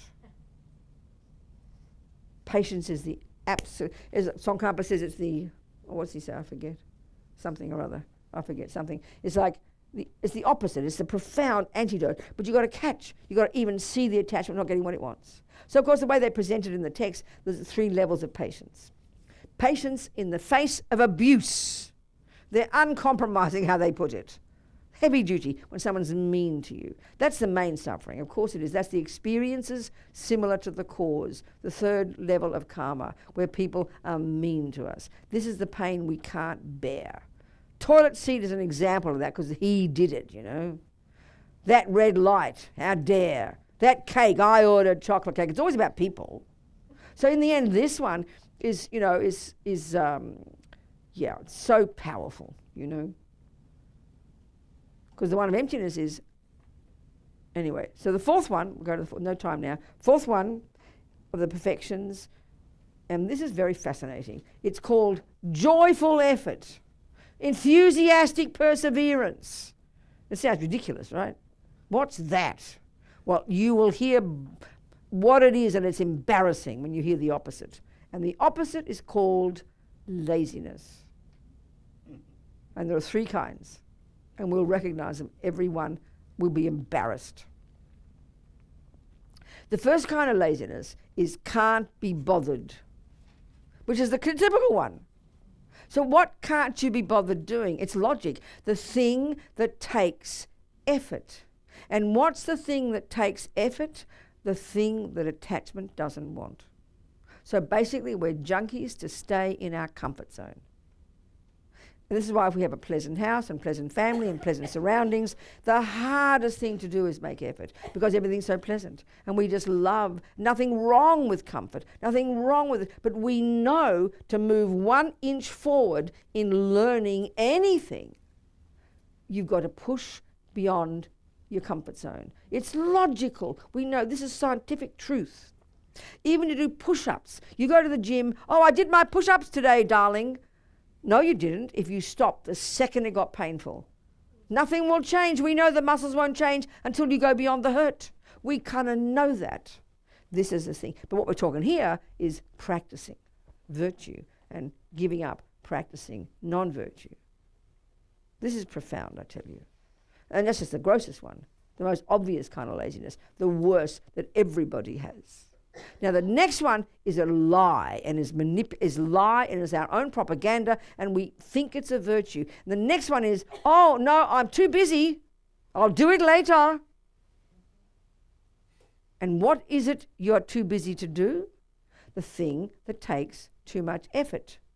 But you kind of add this extra lie to it to make you feel good, to get off the hook. I'll do it later. And we know as we say it, you feel relief. Oh, phew, I'll do it later. It's okay, I'll do it later. But we know later never comes. We know that. And you know, this is one of the worst regrets of all these things. I'll tell you that in a minute. I'll tell you in a second. This we really recognize. And it's just the gross laziness with an extra piece on top. And it's more tricky because we think we're being so holy. I'm so busy. I'll do it later. So the way to think this one, we've got to be much more brutal and clear with ourselves. We've got to... everybody's busy, right? Everyone's got jobs. Everyone's got responsibilities. This is our life now. But the first one, like let's say you've been to a retreat and you're all excited, you come home, you're going to do your practice every morning. You've decided you're going to do your practice every morning. So then you start on the first morning, you're all excited. You do your practice, hop out of bed, do your practice because you prioritized it. Next morning you get out of bed. Third morning, suddenly you feel, oh, I can't be bothered. It all happens in a millisecond. Oh, I can't be bothered. And then you say, oh, you feel a bit guilty. Then you go, oh no, phew, I'll do it later. So you hop out of bed, you go to your breakfast, you do this, and then already it's in the back of your mind. I'll do it later. And so you put it off. We recognize this. This is our worst crime against ourselves. And not to be bad about it because it's a very deep addiction because we're addicted to comfort, addicted to our attachment, addicted to not making an effort. And because our lives are so nice. I mean, I saw when we did the Laudo trek, 3 years now, and I analysed it and I realised how it was tough. But it was only tough because attachment didn't get what it wanted. You got to push your body and you're up there for 4 or 5 days in 10 below with clothing, layers upon layers because you don't have any heating except in the dining room where there's a nice fire. So you're mostly freezing cold. So you're miserable. That's all because attachment's not getting what it wants. It's very simple. It's really nothing. I mean, they all live up there all their lives. They're not complaining because they're used to it. But for us, we're used to pressing the button, getting the right temperature, you know. So it's hard work. Only because we're not getting what attachment wants. It's very simple. This is laziness. So but the point is, forget about spiritual practice. We get this really powerfully. We know to succeed in anything at all, we absolutely have to make effort. It's just make effort means going beyond that moment where, because nothing will change. Your muscles won't change. Nothing will change until you make effort. If you have to learn to play the piano, nothing will change until you make the effort to memorize it and get past that inertia of can't be bothered. Too much effort. Do it later. You've got to have this enormous courage and perseverance. And that's just in ordinary samsaric activities. So here we're talking practice. Now the thing is, all the lamas say, the only time you'll ever really do something with enthusiasm is when you know the benefits. So we know the benefits of having a healthy body. We know the benefits. Keep it simple. We know the benefits of having money. Forget even a healthy body. That's too much effort. We know the benefits of tasting food. We know the benefits of pleasant weather. We know the benefits of a cozy bed. In other words, we know the benefits of those things. We know the benefits of following attachment. We know them because attachment gets what it wants. Just talking ordinary samsara. So that's why we always do them. That's why we always prioritize them. We use our intelligence and we prioritize those things. So we know the benefit of a good reputation. So when you wake up in the morning, you don't go and do your practice and then go, oh, I forget taking the I go, no one has curlers in their hair anymore. But I'll leave the curlers in. That won't matter. I'm too busy because I did my practice. We don't say that. Oh, I'm too busy to have a shower, so you wear and go with your smelly body. No, no, no. Oh, I'm too busy to have breakfast. No, no, no. We're just too busy to think we're too lazy to do. But we make it sound like virtue. And this is always a mean example I use. But it's a really good one. A friend of mine in Sydney lived like 30 kilometres, 20 miles from the centre. No, I didn't expect her to go. But she always apologised for not going. Oh, I'm so busy, too much the kids, this, that. And I never expected her to go, but she always apologised. Like guilty. I'm too busy, she said. And I was naughty. And I said, if there's a cheque for $500 at the centre for you, would you go and get it? Of course she would. Even though she's not that poor, we all know the virtue. Simple. We know the benefit of a $500 cheque. So that she'd hop the kids in the back of the car. Come on, kids. We go with a happy mind, drive 30 kilometres, and come back and keep on carrying your life. You prioritise it. So we have to prioritise. We have to not lie to ourselves. This is the point. We have to do that job. We have to prioritise. And we have to be the commonest thing we say is, oh, I had to not do, I was going to be too big. We lie to ourselves. We've got to be very rigorous and truthful with our own minds. Not to be brutal, just to be truthful, because we've got to be our own boss. But it's a very strong habit to give up, because we're addicted to the pleasure that comes from attachment, getting what we think we want, and especially if that thing's extra addictive. Certain activities are very addictive, like our iPhones and our reading the news or doing video games, this kind of thing. They're very addictive. So these are things that will destroy us because they have the character of being addictive. And that's why most of us put things off, not just sleep and being comfortable in our sofa. So we've got to think about this. The third kind of laziness sounds very strange initially. It's the one that says, no, I can't achieve that. That's not possible. No, I can't achieve that. That's what keeps us in our comfort zone, and we'll never achieve anything until we have the courage and the confidence to know, even though it's a long way off, it's possible. So here, when we understand Buddha nature, when we understand delusions aren't fixed, when we understand bodhicitta, all these things which seem so distant, we don't just go, oh, no, I can't be bothered. Because when you say I can't be bothered, you won't take the first step. But when you know it's possible, you'll take the first step. And we all know those sayings, Rome wasn't built in a day, one step at a time, pave the way. These are profound statements.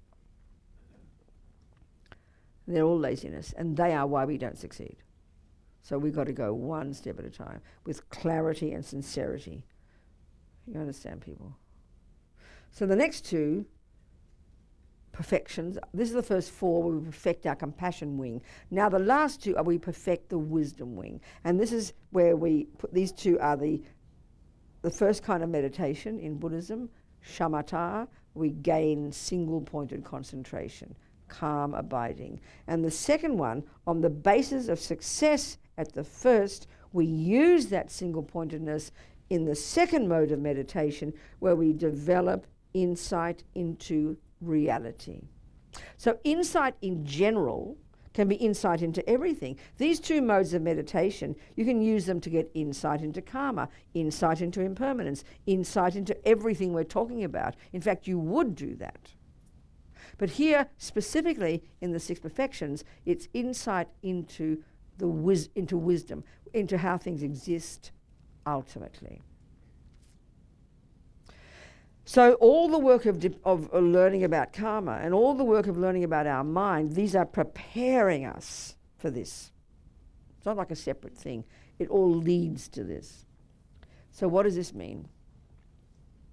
Well, first of all, we learned in high school that all the delusions have the particular function of distorting. Attachment over-exaggerates the deliciousness of fishing or the chocolate cake such that you don't see the reality that's there. So Buddha in general is telling us that all these neuroses in our mind, all the gross ones down to the most subtle, ego grasping, their one job that they all have is to exaggerate, is to not see reality as it is. This is a real meaning in Buddhism. So when we learn about the mind and attachment and aversion, we're learning that. So now we're prepared to go to the root delusion of those three, ego grasping, which is the most subtle, most primordial, the main mistake, such that when that's uprooted, we begin our process of getting out of samsara, into nirvana. So, okay. What? Huh? What? What about? Which question? Well, not much time. What about? So, when you're working, before we start the emptiness part, when you are working with, like, detecting the agreements or beliefs, Oh, what? or I don't know Sorry, how to darling. put it. In the wisdom part, when you are noticing Your mind. your thoughts, Your mind. Yeah, that's right. Okay. Exactly. you know, you notice the feeling first, aversion Well, or a little. no, that's too late. No. That's the wheels falling off. We're trying to notice them before the wheels fall off. Not That's the when real job. Not when the wheel is falling off. Well, you just said you notice the emotion. That's the wheels falling off. The emotion, when the body is there, is the wheels falling off. We have to learn to see it sooner. Even sooner. Right. Even so sooner. When you notice them sooner, Your thoughts. Yes, You you're hear not the upset. angry story chatting away. Exactly. You are not getting upset or you're not getting anxious. You're just noticing the thought. Okay, so when you notice the thought, from what I'm getting, is Sure. you question that, No, you just listen to it and hear what it's saying, then see if it's true. right? Then you argue with it. That's the Okay. simplest way of putting it. Right. So That's once it. you do that, Yeah. then it just disappears. Not always. Depends how strong it is. You might work for years on it. It doesn't go Right. overnight. Right. But that's the process. You argue. Yeah. You don't let it sit there and fester. The virtues in you argue with the non-virtues. Speaking very simply. Yes. I mean, I'm And noticing. that then subdues them. Yes. If I'm angry with you, let's say you were mean to me a little bit on the telephone, a little bit, you didn't listen to me perfectly, let's say, and Yes. I'm a bit upset, I'm thinking about it. And then I think, well, shut up, Robina. That's anger. That's ridiculous. You're over-exaggerating her meanness. She just was distracted or something. And Yes. that's only because your attachment isn't what you want, so be quiet. That's it, done. When it's little, when it's raging strong, it's much harder work because it's been there for so long. And some of our stuff is old habits. Yeah. So when you're in the part where they're little, Yeah. you're applying the same antidote or technique of questioning. You know, it's as simple as that. You question or you argue You with listen it. to what it's saying. Yeah, you listen to what it says. Then you argue with it. Exactly. You argue. That's what I mean by questioning. Okay. Then it just. Then Poof. no. Depends on how strong the habit is. I know. So let's say you're an alcoholic. Right. And you're at the moment you're on the street and you're alcoholic. You've got a long way to go before it just is woof. You've got to Yes. start somewhere. Yes. So and some of the habits are strong. That's what I'm saying. Yes. So at some point, it just poops. No, eventually, when you've got concentration, most of us won't go and get that. But I'm just saying, if you go and get single point of concentration, you have complete and utter and effortless control over every single thought. That's what we're Right. capable of. Yes. Most of us won't get that. Right. But we can just do the best we can with the chaos in here and learning to become more familiar every second. So put it this way, you don't every time the moment we think of learning piano, we've got ignorance. This is a really important point. We have ignorance of piano, haven't we? Yes. And it's easy to learn piano, then you just do the right piano. But the Yes. Buddha's saying this ignorance we have got is we've been playing piano wrong for 1,000 years. Yes. So we've got to unlearn the mistakes Yes. and then learn the right method. So Yes. here we've got to unlearn anger and unlearn attachment and unlearn ego grasping. This is powerful. So Yes. this just takes time. Yes. So you're chipping away a tiny bit, one step at a time, and the habits get a little bit weaker and a little bit weaker and a little bit weaker. Yes. It's a lifelong job. Yes. So question? The question is, do we substitute Yeah, with virtue. Virtue takes over. with virtue? That's right. With the- So with every the- time I argue with my anger about you, what am I developing? Called patience.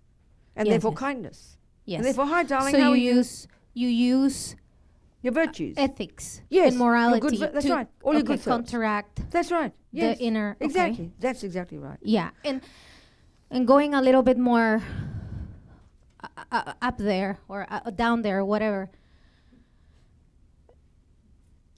Okay, so you just continue You to just use keep going and getting morality. better and better and better. You're developing new habits. Habit of patience, habit of contentment, habit of not eating 7 pieces of cake, habit of not shouting at people, habit of changing your thoughts. It's like getting better at piano, better at mathematics. It just works incrementally, one baby step at a time. So the label we're labeling different. That's getting to emptiness. We're labeling different. That's also part of the Yeah. process here. Exactly. You understand. It's very good. So now, okay. So one really excellent way to frame the framework for understanding how things exist ultimately is to see it in the context of how things exist conventionally. And these are very specific definitions. So many of these words, we have to learn the definition. If we're talking computer science here, believe me, the moment I start hearing it, I haven't learned the definitions. So our trouble is, oh, that's too high. No, it's not. Learn the definitions and you'll understand it. It just means learning the definitions and getting your head around it. That's all we have to do. First, it's the intellectual process. So what are we discussing here? The Buddha's saying, at the moment, with his ego grasping, the colloquial term for ignorance, the root delusion, which gives rise to attachment, aversion, all the other nihilism, they all see things wrongly. We don't see things as they exist. It's a very simple statement. But because we're so used to these views, we don't notice. But we have to begin to, attachment exaggerates the deliciousness, aversion exaggerates the badness, jealousy exaggerates this, pride exaggerates that, low self-esteem exaggerates. So we're always living in this fantasy land, believing that this is what is true, and then we get disappointment. So we're up and down like yo-yos. We're all berserk, up and down. There's no stability. And we believe in our stories. And then we hold on to our stories. Like I said before at the very beginning, these conceptions, we have conceptions in the mind. Some are valid and some are not. We're looking at the ones that aren't valid. We're looking at the ones that that aren't a valid assessment of reality. Attachment lies because the cake it sees, the attachment in my mind, okay, my attachment glasses, I'm seeing cake through my lenses, and that cake on that plate looks divine. We know that. And this is just, attachment makes it look delicious. But then the deeper thing here that's happening with ego grasping, we think it's delicious in itself. We think the cake is intrinsically delicious. But let me just go through this step at a time. So there's millions of phenomena that exist in the universe. When you study Buddhist philosophy, you learn the different terms: phenomenon, object, existent, all these different terms for that which exists, different synonyms. So Buddha's saying we are seeing all these phenomena wrongly. We see them through the lenses of all our nonsense. So we're living in la-la land, and that's what perpetuates our suffering, life after life after life, programming our mind with rubbish. So here, then if we're seeing everything wrongly, the first thing we have to do is, if we're going to analyze how things exist, we've got to first establish, even conventionally, what does exist. So we use a simple example of a cup, like I said before. We've got to all be on the same page. If we're going to discuss how it exists, we've got to be on the same page.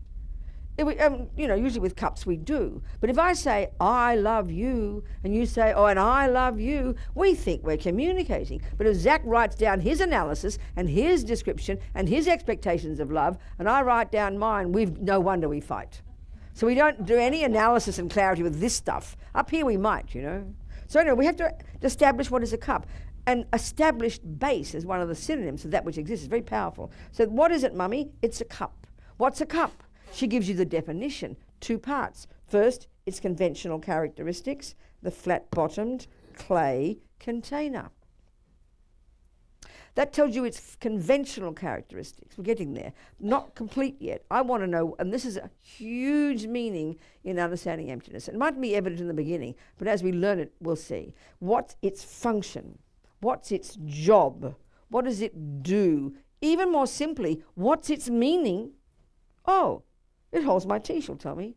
Well, that's the definition. A flat-bottom clay container, its conventional characteristics, its job, it holds my tea. Now that part's the massive part. It is a thing that holds tea. That's the meaning of it. That's the function of it. That's the job of it. That's what we see when we see it. That's conventionally true. But still, don't believe your mother. Don't just believe what she tells you. She's got to prove it. So now she gets her tea and she pours.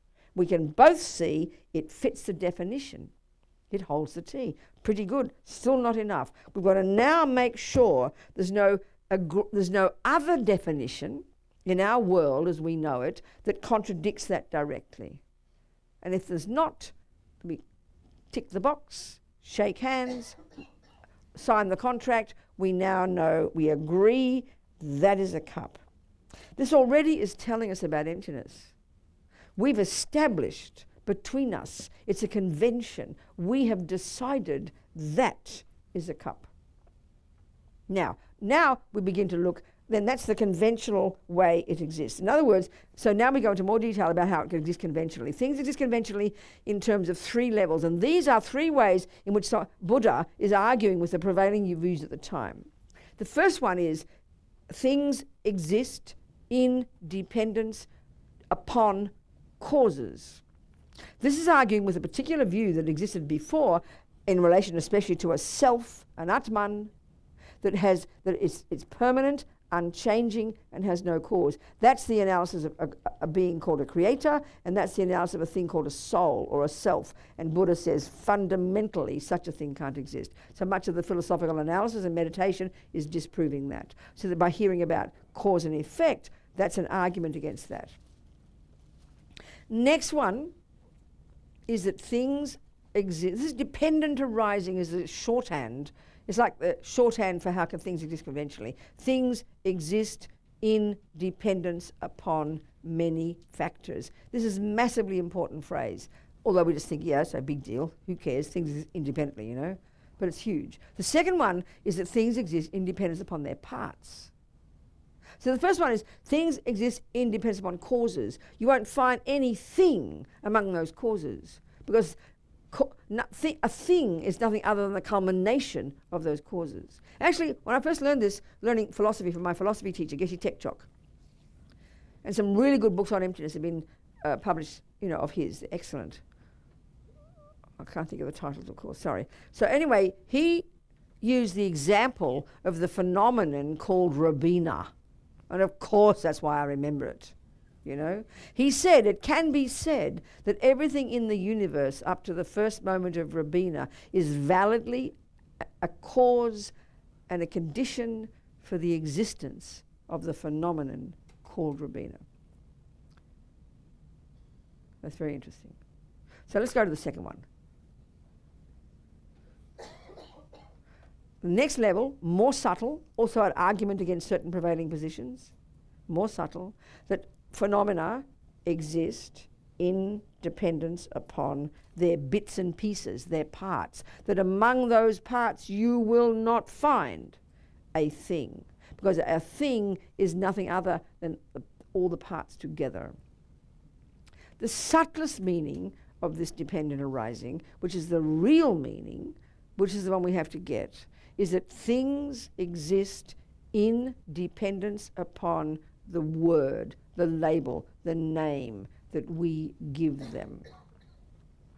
But I like to do the analysis about the self in the second one. It's very tasty. It's a good example. It's not the subtlest one, but we'll discuss that. But the second one's a very tasty one.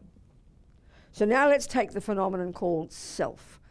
I, person, being, me. They're all synonymous. They're all terms that refer to a phenomenon like us. We're a person, a self, a me, an I. They're all synonymous, conventionally. We're one of those, okay? So now let's do the analysis of how one of those does exist and how this mistaken marigpa, ignorance, thinks that I exists. And do a bit of analysis of how it's not true. So this is according to the second level. Okay, now, I is made up of two, we can say, keep it really simple, an I, your I, my I, this person, self, we're pointing to a phenomenon. Like we're pointing to a phenomenon here, it's called cup. We're pointing to a phenomenon there, it's called clock.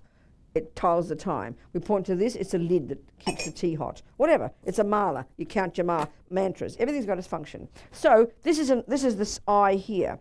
You've got to establish the parameters. So here is the parameters. It doesn't include that. It doesn't include this. This is the parameters of the phenomenon, in this case, of the example of a person called Robina. This is the parameters. So basically we can say, I, this I, your I, same, is made up of two parts, body and mind. Keep it simple. Keep it simple.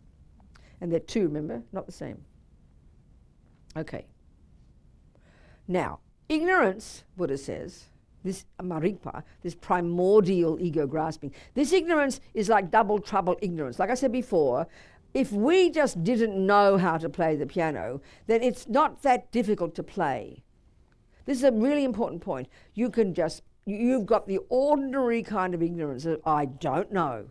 That's easy to fix. You just learn the method and you whiz off and you learn it. But the ignorance we have got is not only do we not know how the I and everything else actually exists, ignorance has made up its own ridiculous, insane story that's the exact opposite, and we've been believing in it for eons. So it's like ripping away your skin to get anywhere, excuse me, burping, near the truth. If we didn't know what I was and had the mere ordinary ignorance, I think we can get enlightened in a couple of years. But the trouble is we've got the ignorance that has made up a story that's the exact opposite of the truth. And that's the main work, is ripping away those lies. The main work is ripping away the misconceptions in order to reveal the truth. It's a very interesting approach. So, this ignorance deep in our bones, the root delusion that gives rise to attachment and all the other 83,997 delusions,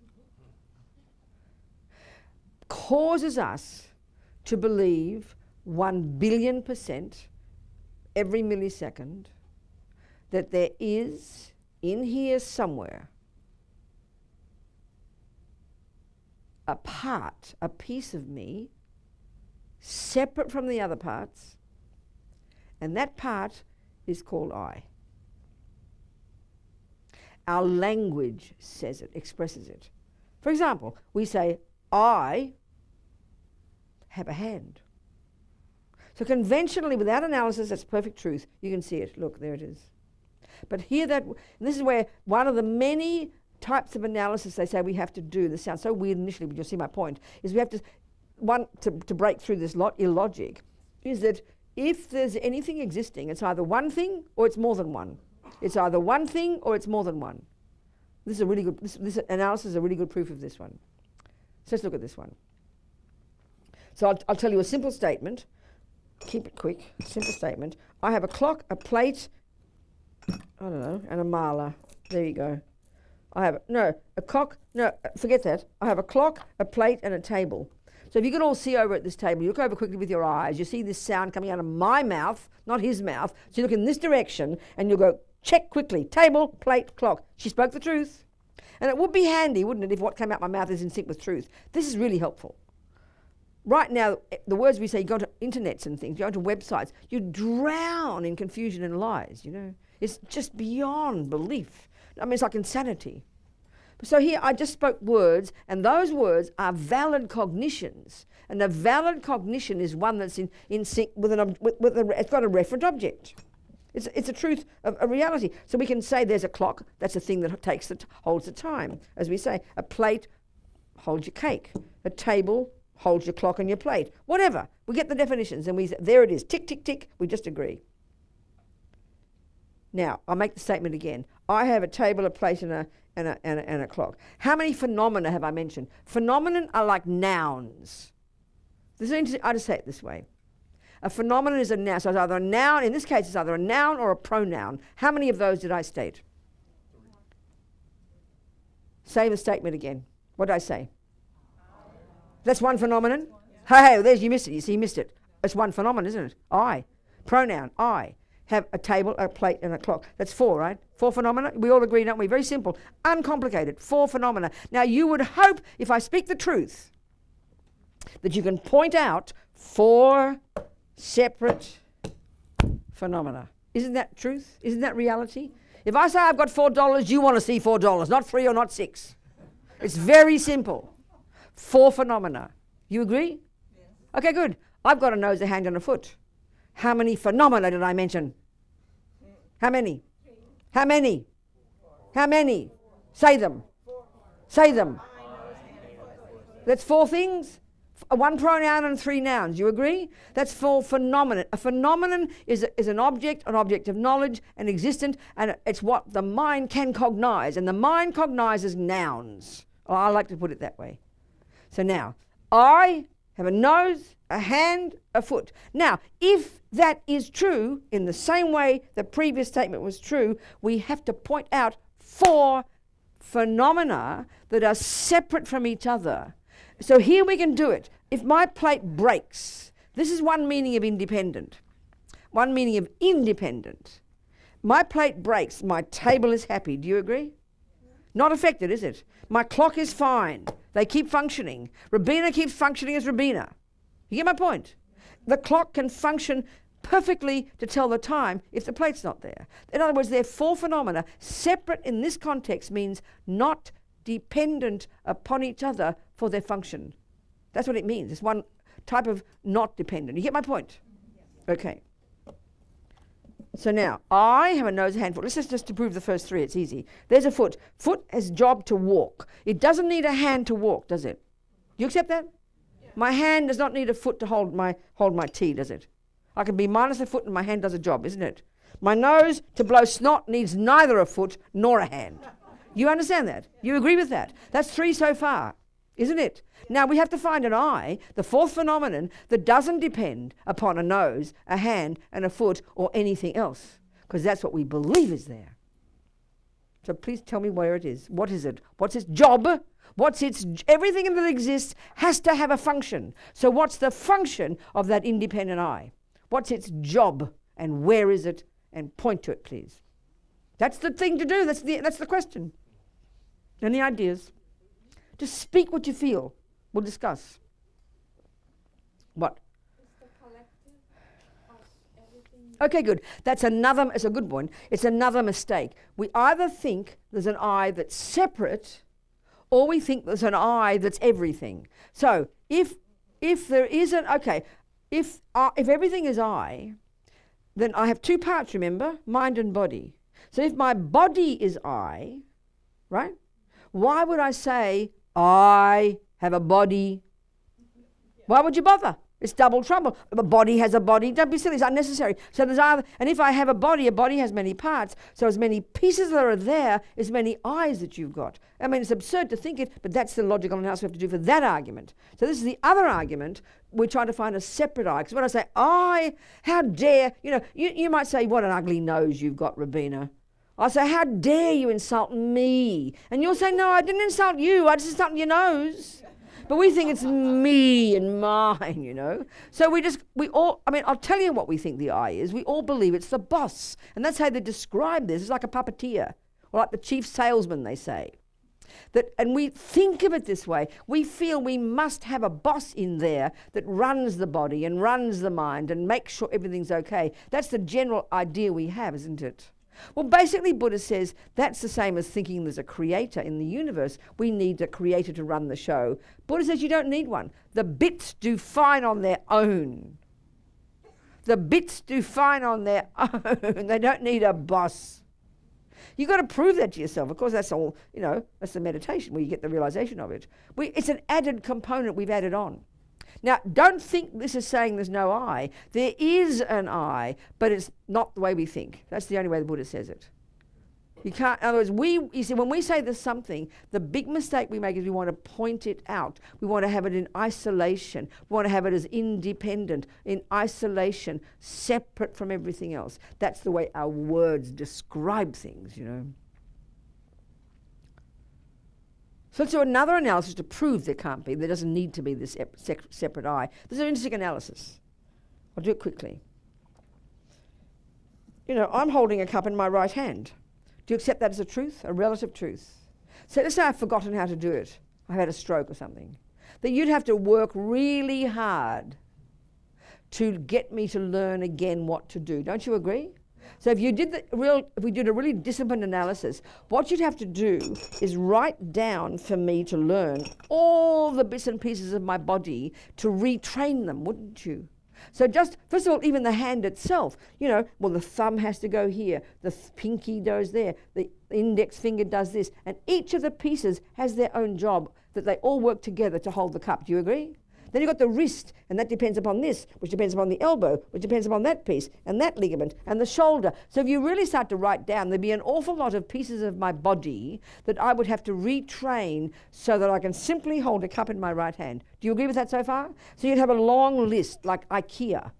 You get my point? It's a good analysis. Do you get my point? You have a long list of bits. And you think about it, it's very interesting. Each of those bits do their job, don't they? And there's not going to be the thumb won't argue with the pinky and say, you get out of the way, you're doing my job. They all do their job beautifully. All those screws and bits do their job nicely when you work it out in that table. It's a good point. Think about that. Then you've got a definitive list. Would you agree? Many parts. Do you agree? Now, what's the main player here? Clearly, if this is a dead body, don't bother. It's a live body, which means there's a mind here. Now, what are the parts of the mind involved? Well, first of all, I've got to have ear consciousness to hear you. I've got to have eye consciousness to see you and read and to see what I'm going to do. I've got to have tactile consciousness. I don't need smell. I don't need taste. But that's 3 of my sensory consciousness have to be working. 3 different parts of me, remember? Now I've got to have intention to do it, attention to pay attention, concentration, mindfulness, alertness, all those bits and pieces of my mind, all working together with the bits and pieces of the body, all together to have the job of holding a cup. Do we accept this as an analysis? It's a logical analysis. You agree? Yes.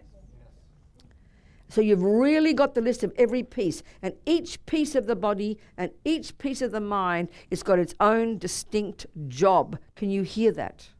And we've completed the list. There's nothing left over, okay? So I'm successfully holding a cup. Now the question is, what role is left over for the precious, poor little left out self-pity me that hasn't been given a job? What job is it going to do? And what job am I going to do? I want a job. Are you hearing me? Which job would I do that the others aren't doing? This is the analysis.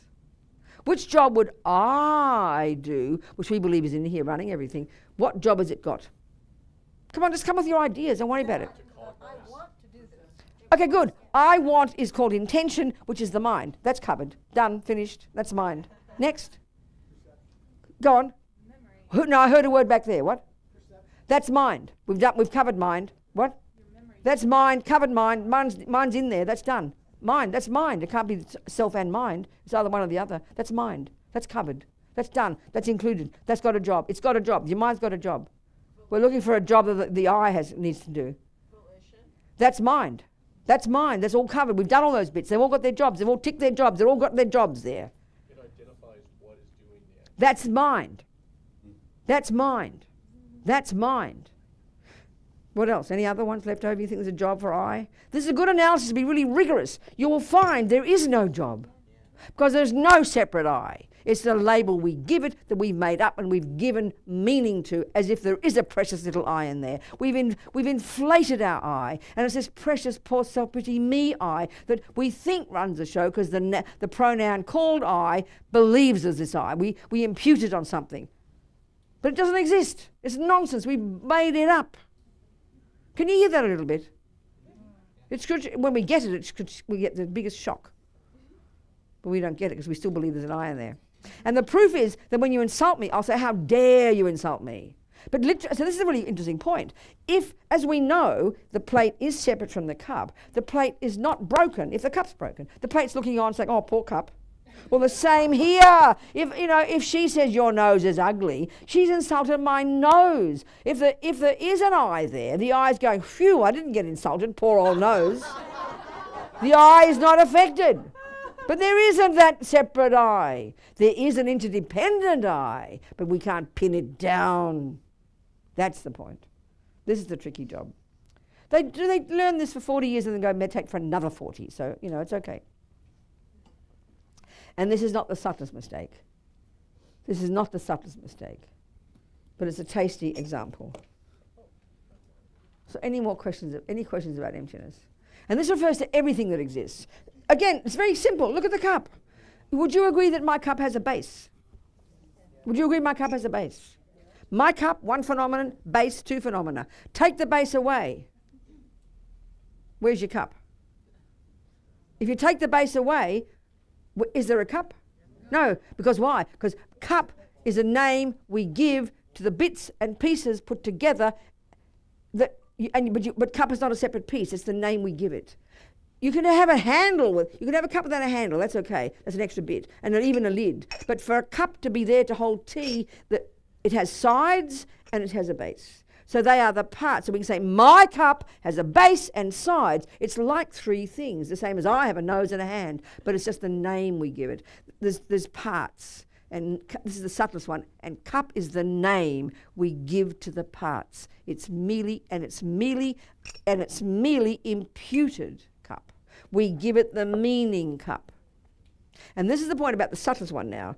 I always use the word prison. Conventionally, there is a thing called a prison. And I would say most of the prisons I've been to, some of the federal ones aren't too bad in this country, they're ugly places where you're sent when you're naughty or when they think you're naughty and you can't escape. And they're usually like ugly and noisy, and it's not a pleasant place to live. If you look up the real estate pages, you wouldn't say, oh, I live there, it's free. No, you won't.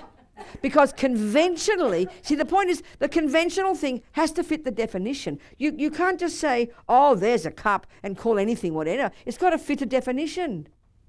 You see my point? It's got to hold tea. You can't call it anything. You can say it, but you can, forget the prison now. This could function as a toilet. Do you agree? Do you agree? You see my point? It couldn't. A very small toilet, but it could. But you can't just say, oh, it's the moon. Right. You can't say that because it can't function as the moon. But if it can function as a toilet, but you want to start changing the meaning of a cup to a toilet, you've got to change all the dictionaries, all the languages. You'll be hard going, So conventionally it's a cup, but if you can, it would for that moment function as a toilet, so it validly would be a toilet. Now this is the point about prison. The same thing. A prison usually is an ugly place where you're sent when you're naughty, but I've got many friends in prison who are happy. So a prison is a place where you'd be unhappy because it's ugly. Conventionally that's true, but because my friends who are practicing Buddhism have decided to call it something different. They've decided. Like the woman on death row, 17 years in Florida, husband executed, lost the kids, accused of killing 2 police, totally innocent. 17 years of this insanity. And she said, at some point I realized I couldn't change anything, but they couldn't take my mind from me. So I decided I'm not a prisoner. I'm a monk. I am not in a cell. I'm in a cave. This is the most perfect example of transforming problems and realizing emptiness. She wasn't a Buddhist. She did yoga and stuff, but she had this extraordinary intelligence, I would say, that she was able to see that she could relabel something. And that's the proof of emptiness, because the Buddha's saying this. A thing that is not dependent on anything, Buddha's saying, simply can't exist. It's an impossibility. It's a non-existent. The words are easy to say, but he's saying the ego grasping believes in an independent I. We believe in an independent I. An I that's independent of causes, an I that's independent of parts, and mostly, finally, an I that's independent of our mind calling it that. So it's easy to prove that woman, she was able to see that her mind relabeled it, but it functioned as a cell. It functioned as a place, and she became happy because she changed her interpretation. That's the living proof, not just of compassion and wisdom, of bravery, but of wisdom. And because Buddha's saying, if something did exist without depending on the name and the mind, you could never call it another thing. It could never function in another way. And the second point is this, which is very evident. If you've never heard of a thing called a cup, ever, you would never know in a million years it's a cup until someone tells you it's a cup. In other words, when you meet, if it were an independent, if it were a cup in its bones, without depending on naming it a cup, then the moment you see it, you'll know it's a cup. It'll be evident here it's a cup. That's not true. Impossible. This is proving that things can't be independent of the mind, especially the mind. That's the subtlest one. That's the subtlest one. His Holiness said, so the thing is, okay, His Holiness said, things aren't empty. The I isn't empty of intrinsic nature, of an independent nature, because you can't find it. You can't find it. That's true, but that's not the real premise, he said. Things are empty of inherent nature because they are dependent arisings. This is the thing we have to understand. So dependent arising and emptiness, right now we have the two wrong views. When we hear emptiness, we hear nihilism. When we hear dependent arising, we hear real existence, eternalism. And these are wrong views. We've got to change these and become the right views and bring them together, where we realize that every time we say something is empty, that tells us it's dependent arising. Every time we hear dependent arising, that tells us it's empty. So these in fact mean the same thing. When we get this, finally, that's the real middle way.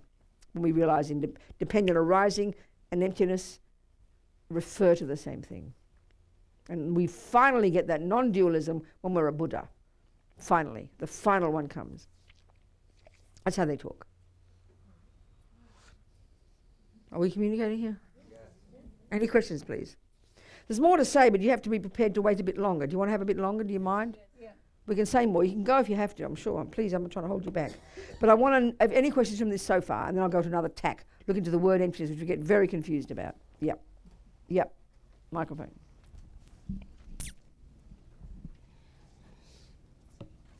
Can we say that things arise because they have a function? They have a purpose? No, they don't arise because they have a function. We give them a function. That's the meaning The of mind our gives them. We make things. If you think about it, we created a cup and we decided it would be a thing that's got a flat base that holds our tea. Okay, so that means we created ourselves. These body, Well, the Buddha's saying this finally body. everything in the universe is coming from our mind. He is saying everything in the universe is coming from the mind creating it. Yep. He's saying that. Everything. The whole even karmically, the whole universe That's what is it the result implies. of past concepts. Yep. He's saying that. Which is Okay. proving emptiness. Yeah. Okay. Yeah. Over here. Over here, this side. Yes, Zach. So, according to the Buddhist view on emptiness, does that mean that there is nothing that truly exists other than mind? No, not saying that at all. So Nothing. Mind is not. Mind is not. Does the not mind truly also exist. does. No. So nothing. But then we can't go into, like, it's not saying nihilism, right? That no, nothing absolutely exists. not. The opposite of nihilism. So it's saying that that everything exists, but with it's there, but not in the way that we see it. That's right, precisely. As Lama Zopa says, when we've realised that nothing has an intrinsic nature in itself, in its bones, when we've realised that, which is emptiness, and I'll go into the word, it's as if there's no cup.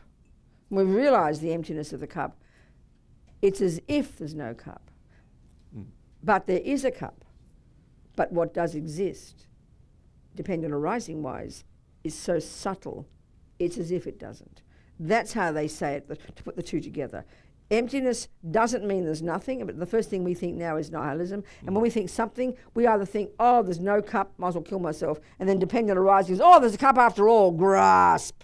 That's over-exaggerating. This is under-exaggerating. They're the two mistakes. So this is really, when we get these two, apparently Tsongkhapa says, understanding emptiness in this framework, you can never get the wrong view. But one of the commonest mistakes in all the literature and everything is misunderstanding emptiness as nihilism. So we define, through our mind defines the boundaries of these objects, correct? That's what we create everything. We create everything. Then nothing, if there's no boundaries to define where an object ends and another begins. Well, there are. That's what I'm saying. We create them. That's dependent arising. Conventional. So if we conventional, it's very clear boundaries. There's the cup. Look. Yeah. Here. But if we can view, if we are achieved beings that can see this clearly as it is, then there is nothing separating the cup from the air around it. Is that No, that's true? nihilism. They see a cup. There's no problem. When you're a Buddha, you'll see a cup and that holds your tea. It's very easy. But you won't be... See, another way to put it is that what delusions do is over-exaggerate everything. Delusions, as Lama Zopa says, delusions decorate on top of what is there,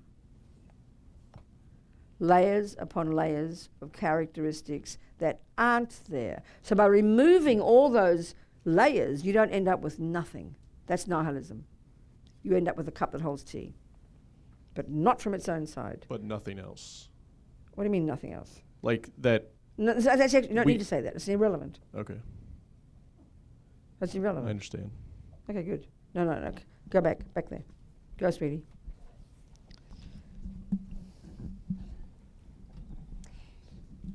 As I understood, compassion yields happiness. Compassion. When we've got compassion, which means less, when we've really got compassion without attachment and aversion, we're blissful. So what is it that is happening to me when I see the animals on the road Being dead, harmed. and I have this compassion, Compassion. but it creates extreme pain to me? No, that's attachment that causes you pain. You see, attachment, if you're an ordinary person, we all have attachment. And attachment is a junkie that doesn't want to see anything upsetting. So at that moment, take your compassion away. Right there, your attachment has a panic attack and aversion arises. That's the cause of your suffering. You happen to be fortunate to also have compassion. So if you want to make them completely separate, compassion, if you have no attachment and no aversion, you would not suffer. It is literally impossible. You'd have enormous empathy, enormous compassion, enormous wisdom, and you'd think, what can I do? But it wouldn't be disturbing to you. You'd be as like a rock of Gibraltar. It's hard for us to imagine this, but that's the Buddhist way of analyzing. The reason I'm asking this is because I do something about it. I went back to graduate school to prevent this from happening. That's right. But Amazing. the problem is that I don't understand how I can get rid of the attachment, because when I see the suffering, it immediately makes me suffer. Because that's the attachment, that's right. Precisely, but Buddha But says you what- can. what- But how this do is I the get- Buddhist analysis, not the one you learn in the university. This is the Buddhist analysis. It's a very distinct one, and it's quite shocking when we analyze it like this. But this is the literal understanding of it. So how do you get rid of the attachment? This is what I've been talking about all weekend. Well, Control your body, control your speech, meditate, control your mind. Like we've been talking exactly, no more and no less. We've been giving all the then I methods. learned nothing. Pardon? Then I learned nothing. You did. You Okay, heard I all these things. understand. But we often don't see the connection. We don't join the dots when we hear it, you know. Second question is, you said that when the lady was talking about getting rid of the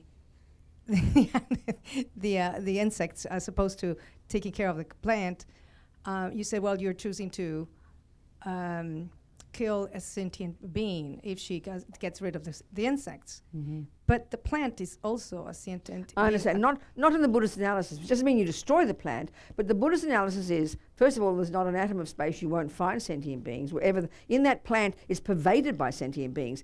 Okay, put it this way. A sentient being has a mind and some level of the four elements. So there are subtle sentient beings that we can't see called spirits, whose bodies really are simply the air energy. But they're still mind and body. They've got some level of subtle body.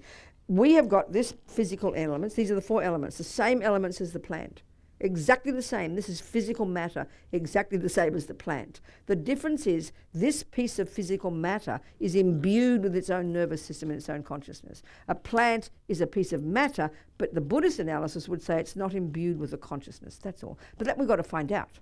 We've got to learn that. I'm just giving you the Buddhist analysis. Exactly, because according to I know scientific all the research, I it's know a that. different Lots story. of, I know exactly. I understand. All I can do is give you the Buddhist view. Thank to you. look into these things. Thank you. Yeah. Yep. Yep. Who else? Let's go into the word emptiness. Oh, you go. Yes, thinking about the emptiness and the mechanics of the mind. So unpacking trying to understand the emptiness of self and how self is not the mind. That's right. Self will be a separate phenomenon, not mind, not body. So all the bits are things like, even if we've gotten rid of all the attachment and all the delusions and all the... You've got the virtues yeah, bits of mind. And the yeah, mechanics, right. intention, concentration, good memory, they always stay there. Even if we don't have all the bits, though. They're all the bits. They're the bits. Right. of the mind. The bits of the mind are love, compassion, kindness, attachment, anger, eye consciousness, ear consciousness, intention, attention. When you got rid of delusions, you have none of those left, but you've got the virtues, you've got wisdom, you've got compassion, you've got eye consciousness, ear consciousness, if you're in a human body. Right. They're all the bits of your mind. Right. So even if you don't, or if you lose those things, let's say if you lose your memory. Okay, like when that's you're getting your older, mindfulness is gone. Your mindfulness. That's one piece of your mind that's gone, yeah. It's just a bit. That's just that It's piece. just yeah. a bit. That piece, yeah. And so that's where maybe there's different levels of beings, and that's maybe why this human rebirth is so precious. If we have all our bits, Yeah, all together. the bits work nicely. Even exactly. if we have our memory Precisely. and our yeah, okay. exactly. Okay. But the other point is clearly the Buddha would say the human one is the best of a bad lot because we can access our virtue.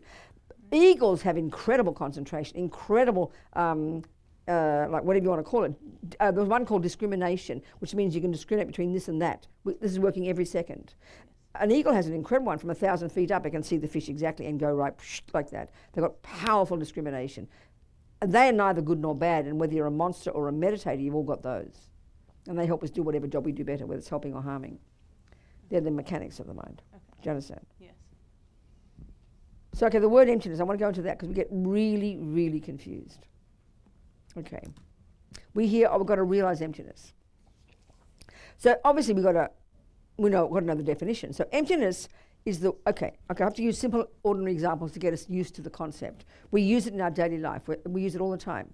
So, if I go to my cup, and I'll go, oh, it's empty. What do I mean? There's no tea in it. So, it's empty of something, isn't it? So when it's empty, it implies there is something that lacks something. You agree with that? Yeah. So it's really easy, isn't it? You look in your bank account, oh my God, my bank account's empty. We know it means of dollars. Do you understand? And so where's Mary? You look in the room, oh no, the room's empty, means there's no people in there. So we do have this concept. So it always means, two meanings. There's always something that does exist that lacks something else. You get the point? But secondly, when you say the cup's empty, it's a surprise, which means usually you're expecting something to be. This is a really important point. You don't walk into the supermarket where they have all the plates and spoons and look into the cups and go, oh, mummy, all the cups are empty. Well, you don't expect them to have tea in them in the shop, do you? You get my point now? It's only, did you get that point? Mm-hmm. That you don't expect. So it's only you say something's empty when you think it shouldn't be. You get my point? It's a really interesting point, this. It's a powerful point when you'll get to see more and more. So, this is a simple example. There is a cup that lacks something else. Well, Buddha says, conventionally, there is a self that lacks something. It lacks an inherent self. Conventionally, there is a self. Conventionally, dependent arising, there is a self, but we don't even get what the self is, because we think it's more than it is, that does lack a certain way of existing. There is a self that does exist that lacks a certain way of existing. So these are the two truths. So the empty is lack. My cup lacks tea. This is an obvious, simple, gross example. But here it's the same analogy. There is a dependent arising self that lacks an inherent self. You could say it like that. So this is a very powerful way to counteract the idea of emptiness means nihilism. In the Heart Sutra, it says, so the Heart Sutra is just this list, not just, but it's this list of all the components of the universe according to Buddhist view of the world. And Shariputra, or the other one, Avalokitesvara, is stating them. There is no this, there's no that, there's no this. So he's just stating these different lists. The first list is the 5 aggregates. Then there's the 18 constituents. Then it's the 4 noble truths. Then it's the 12 links. All these different categories of phenomena we've got to go through to see that they're all empty. But there's a statement at the beginning that says this. And it's the first of the 5 aggregates. The 5 aggregates is Buddha's way of presenting the person in terms of 5 bits. We've just decided simply 2 bits, mind and body. But there's another way Buddha talks, and he's got very logical reasons for that. But the first one's called form, and it's just referring to our body. And so Avalokitesvara says, form is emptiness, and emptiness is form. Form is nothing other than emptiness, and emptiness is nothing other than form. So what that's saying is this. let's think of... okay. I just said there's no T, didn't I? Something lacks T. So where does... Okay, so let's turn... This is the point. We say it is empty of T. I mean, we're saying, oh, it's empty, but to complete the statement, you say it's empty of T, right? So turn that into a noun phrase, and you're going to call it absence of T, aren't you? Can you hear that? That's a phenomenon. The mind always cognizes phenomena. A phenomenon is like a noun. A phenomenon is a thing that exists, abstract or concrete, doesn't matter. So if there were tea in my cup, I would say I am cognizing a phenomenon called tea. Can you hear that? Tea is a affirmative phenomenon. So if I am observing there's no tea in my cup, the name of the phenomenon I'm observing is called the absence of tea. Can you hear that? If I'm looking in my bank account and I'm expecting $5,000, right? If I'm expecting tea, so what I'm observing is the absence of tea. If there's no tea in there and you don't expect tea, you won't see the absence of tea, will you? You'll just see a cup. You get my point here? If you don't expect dollars in your bank and there's zero there, you won't be surprised. But if I'm expecting $5,000, I will get the shock of my life, won't I? And what is the name of the phenomenon I cognize when I see the bank where it says zero? But what do I cognize? Absence of $5,000. This is a really important point. Can you hear that? Yeah. If I ask you to look in my bank and you don't expect anything, you'll tell me the truth, zero. If you don't expect tea, you just see a cup. So the absence of something is always cognized by a person who expects something. If Zach and I have been together for 20 years and he just left me, believe me, every time I go home, all I'll notice is the absence of Zach, won't I? But if you come and visit me, you've never heard of Zach, you won't notice the absence of Zach. You don't expect Zach. So this is already showing us that it's a fabrication. So, the dollars one, this one is good, same example. But okay, form is emptiness form. This means wherever there's a bank account, my bank account equals absence of $5,000, emptiness. Bank account is absence of $5,000, and absence of $5,000 is bank account. So where does the absence of $5,000 exist? It's not tricky. No. Keep it more simple. Where does it exist? In the bank. So that's dependent arising. So form, body, is wherever there is a form, there is the absence of inherent form, and which means emptiness of inherent form. And wherever there is emptiness of inherent form, you will find a form. So you can't have emptiness without dependent arising. You can't have emptiness without the conventional. So you can never have nihilism. Can you hear that point? You've got to get used to that point. So wherever there is, so in other words, you can talk about absence of $5,000 in general. Well, and imagine being no $5,000. That'd be really horrible, having no $5,000. Oh my God, no $5,000. But if you're going to be a real experience of the absence of $5,000, you've got to find a place where the absence of $5,000 exists. And that'd be in a bank account, or in your pocket, or in your drawer. You get me? So the emptiness, we go, oh, there's no I. Chuck the baby out with the bathwater. Now that is the equivalent of $0. That's the equivalent of $0. That's like nihilism. There's no dollars, might as well kill myself. Oh, there's no I. Chuck out all the bits and you find nothing. There's no I, might as well kill myself. That's nihilism. And that's the cliched way we think it. So the absence of 5,000... Okay, if Zach looks into my bank account and there's zero there, what's the phenomenon he will cognize? Isn't it? $0. And if I look in the bank account, what's the phenomenon I will cognize? Absence of... They're different phenomena, aren't they? So $0 is nihilism, and absence of $5,000 it's a dependent arising thing. It's you always see the emptiness of what you think was there, what you expected to be there. So all emptiness is when you finally, at a subtle level of your concentration, meditation, when you've gone beyond your gross level, and you've done all your years and years of practice and prostrations and living in vows and prostrating and practicing and malas and blur and prostrating and blur at your mind, letting rid of attachment and aversion, blur, controlling your body, controlling your speech, being kind, compassionate, and one day in single point of concentration, after years and years of dependent arising, thinking and analysis, the penny drops. And what you cognize with your subtle mind is the emptiness or the absence of the I that you've thought since beginningless time was there. And you've now discovered it has never been there, it could never been there, and is not there. That's when you realize the emptiness of the fantasy I. And then you realize the dependent arising I. Are we communicating? Yeah. Good. Yeah. What? Yep.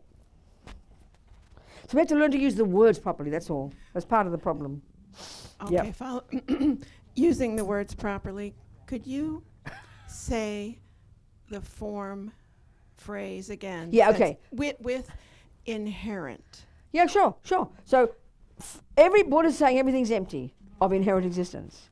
Okay, so body, form, body is, wherever there is body, there is the emptiness of inherent body. And wherever there is the emptiness of inherent body, there has to be a body. So wherever there's the emptiness of water, there's got to be a cup. And whenever there is a cup, there's the emptiness of water.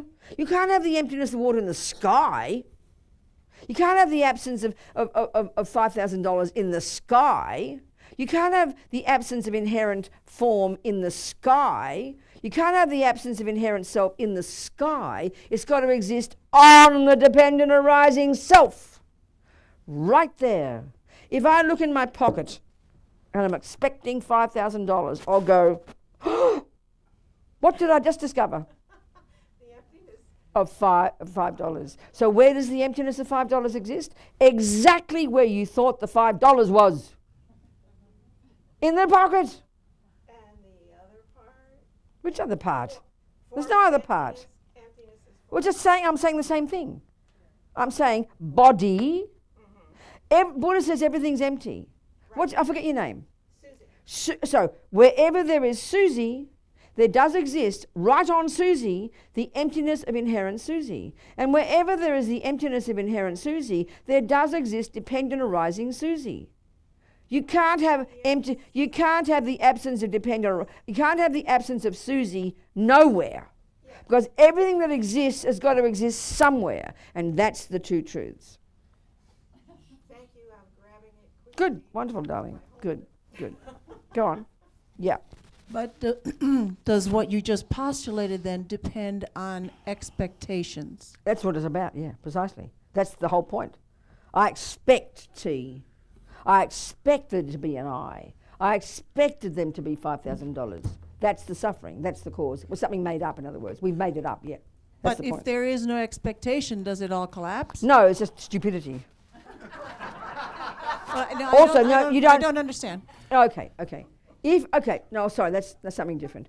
If you have realized the absence of an independent I, you no longer expect it. So you're cool. You've realized it. You're done. You're out of samsara. Oh, okay. That sense. In that Okay. sense. Okay, I get it now. You understand? Yeah. So in other words, when we learn in high school, when we learn about attachment, aversion, all the delusions, we learn their particular function is to embellish. Then that helps us understand how ignorance embellishes the intrinsic. It's a more subtle thing it embellishes. So attachment embellishes on this cup. My attachment exaggerates the deliciousness.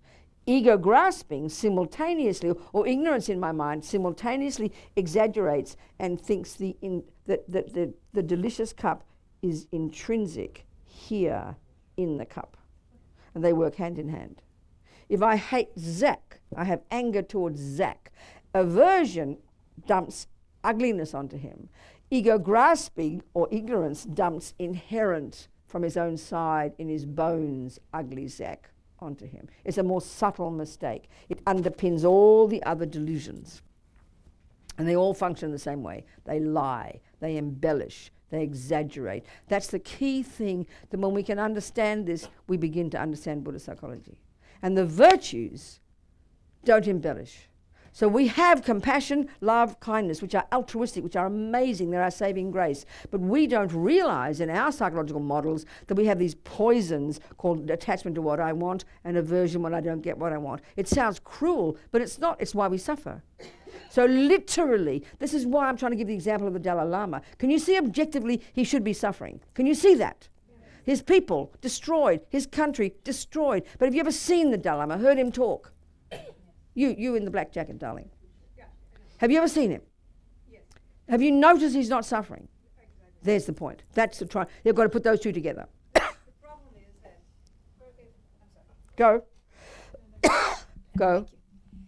The problem is, I understand what you're saying, or at least I think I do. Theoretically, it's a good start. Yeah, but the problem for me is this: I am observing the animal that is dead, and I know what it went. Like, for example, I saw somebody being killed in front of me. That's right.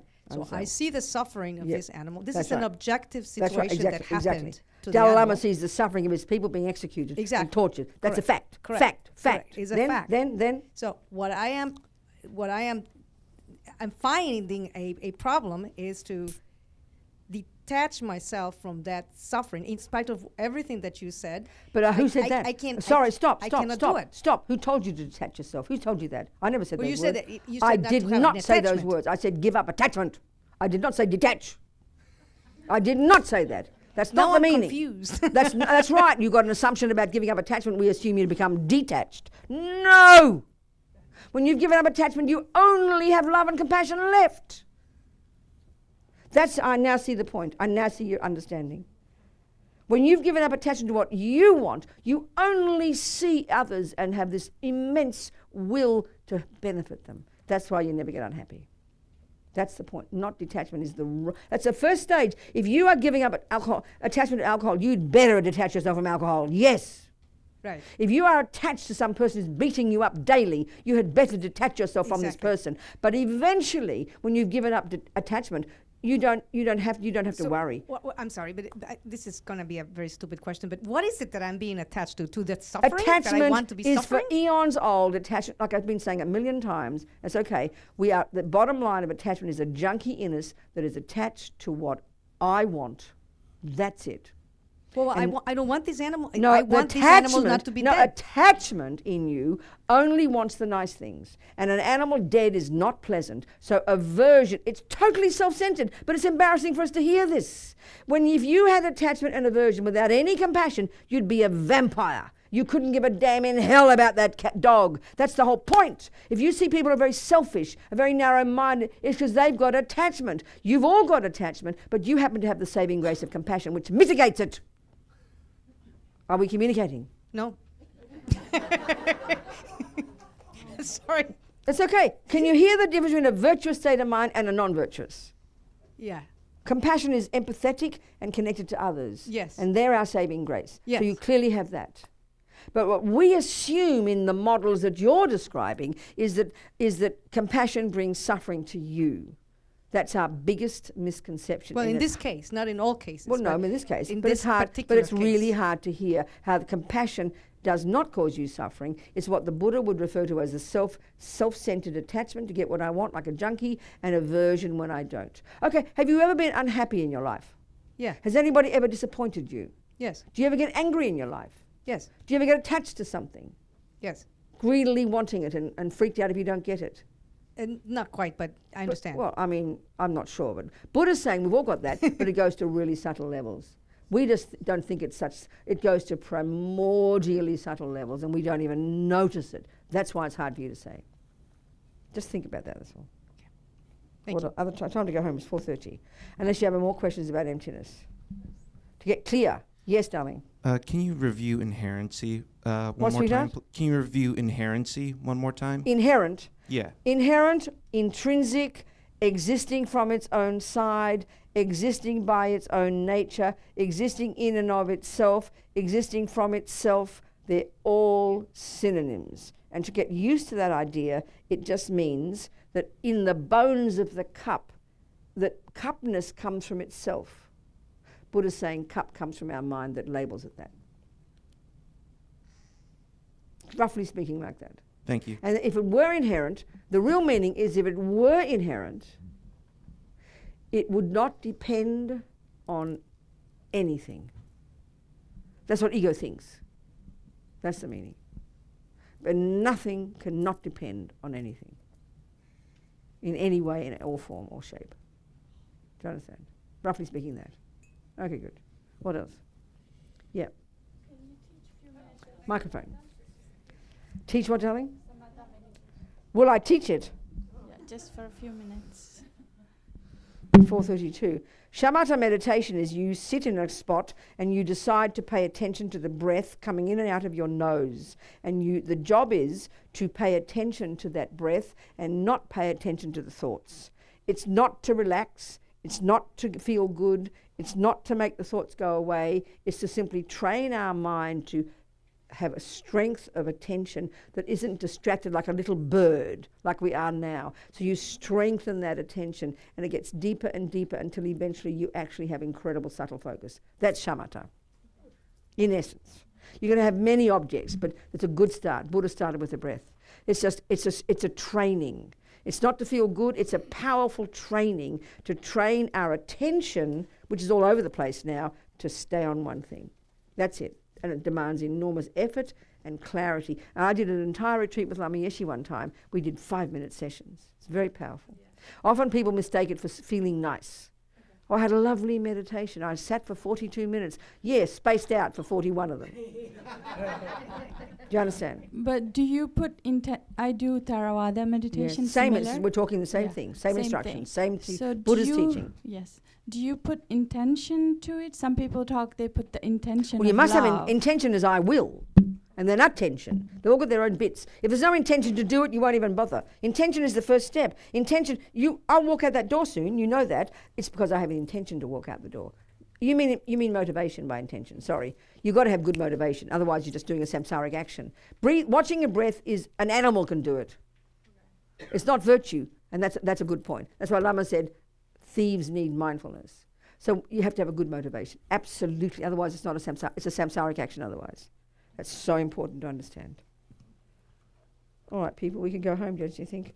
But that reminds me, thank you for that. So this is the key point about the bodhisattva path, that we need to cultivate the powerful wish, the long-term motivation.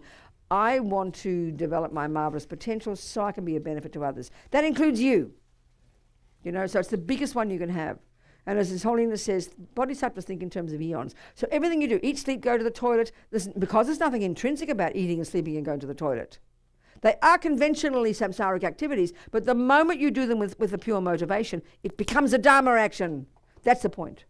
So you could be washing the dishes while your holy husband sits there doing his meditation. He thinks he's holy and you think you're samsaric. If you've got a pure motivation, honey, your action is dharma and his is samsaric. It's the motivation that makes it virtue. So do whatever you do, like your music. You do it with the wish to benefit, to lift people's hearts. That's every note you play is virtue. That's how easy it is to practice virtue. Just have a pure motivation. It's powerful. And that proves emptiness. Do you understand? So we just put the two truths together. We put the two wings together, compassion and wisdom, okay? So I've got to go now. And tomorrow I go to Nashville to see my friend on death row. So think of him. He's going to die soon. He's getting ready for it. The last meeting we had, he was cracking jokes. He's so funny, this fellow. We spend time laughing. He's amazing. And because they're going to electrify him, which means fry him from the inside, because that was when he was sentenced in the 80s. It's so medieval. So he was trying to work out how he's going to think about the fellow who's this far from him, putting on the hood on his face and putting the electrics on him, you know, and the sponge on his head. I said, well, he's thinking maybe I should try and have compassion for him. I said, well, I think it's better you keep your own mind focused, because this guy is doing his job. Let him be. It's not your business. Have compassion, sure, but your main focus should be on you internally doing whatever prayer you want, you know. So he stays focused when they fry him. Can you think of that, isn't it? So think of Mitch. His name is Mitch. He's an amazing fellow. I'll see him tomorrow. And the one who thinks of torture all the time. Think of him too. Have compassion for him. At least he's in a place where he can't torture people. His mates won't allow him on death row. I promise. Huh? I forget.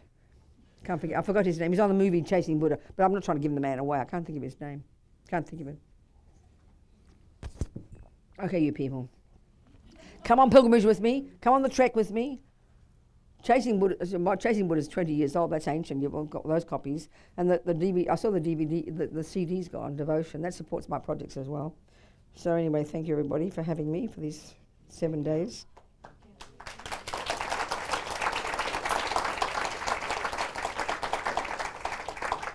And always thank Robbie. He puts me up in 103 Rosewall Lane, Carey. It's my home in Raleigh for 22 years.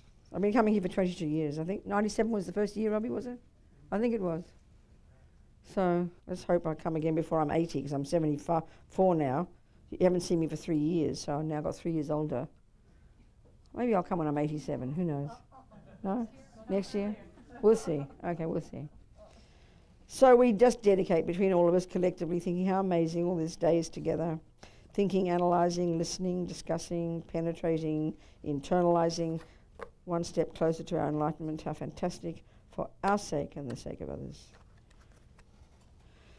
Jangchob semchog rinpoche ma ke panam ke gyuchig ke panyam pa me pa yang gong ne gong de du pa ba shog. You say something, go on. You do your thing. Whatever you're going to do. Please turn to page 100 in your gold prayer books. Go ahead. Yeah. And we'll offer a Thanksgiving mandala to Venerable Robina. And all the Buddhas whose words these are, okay? These are the words of the Buddha. Okay. Sajipuki Jukshi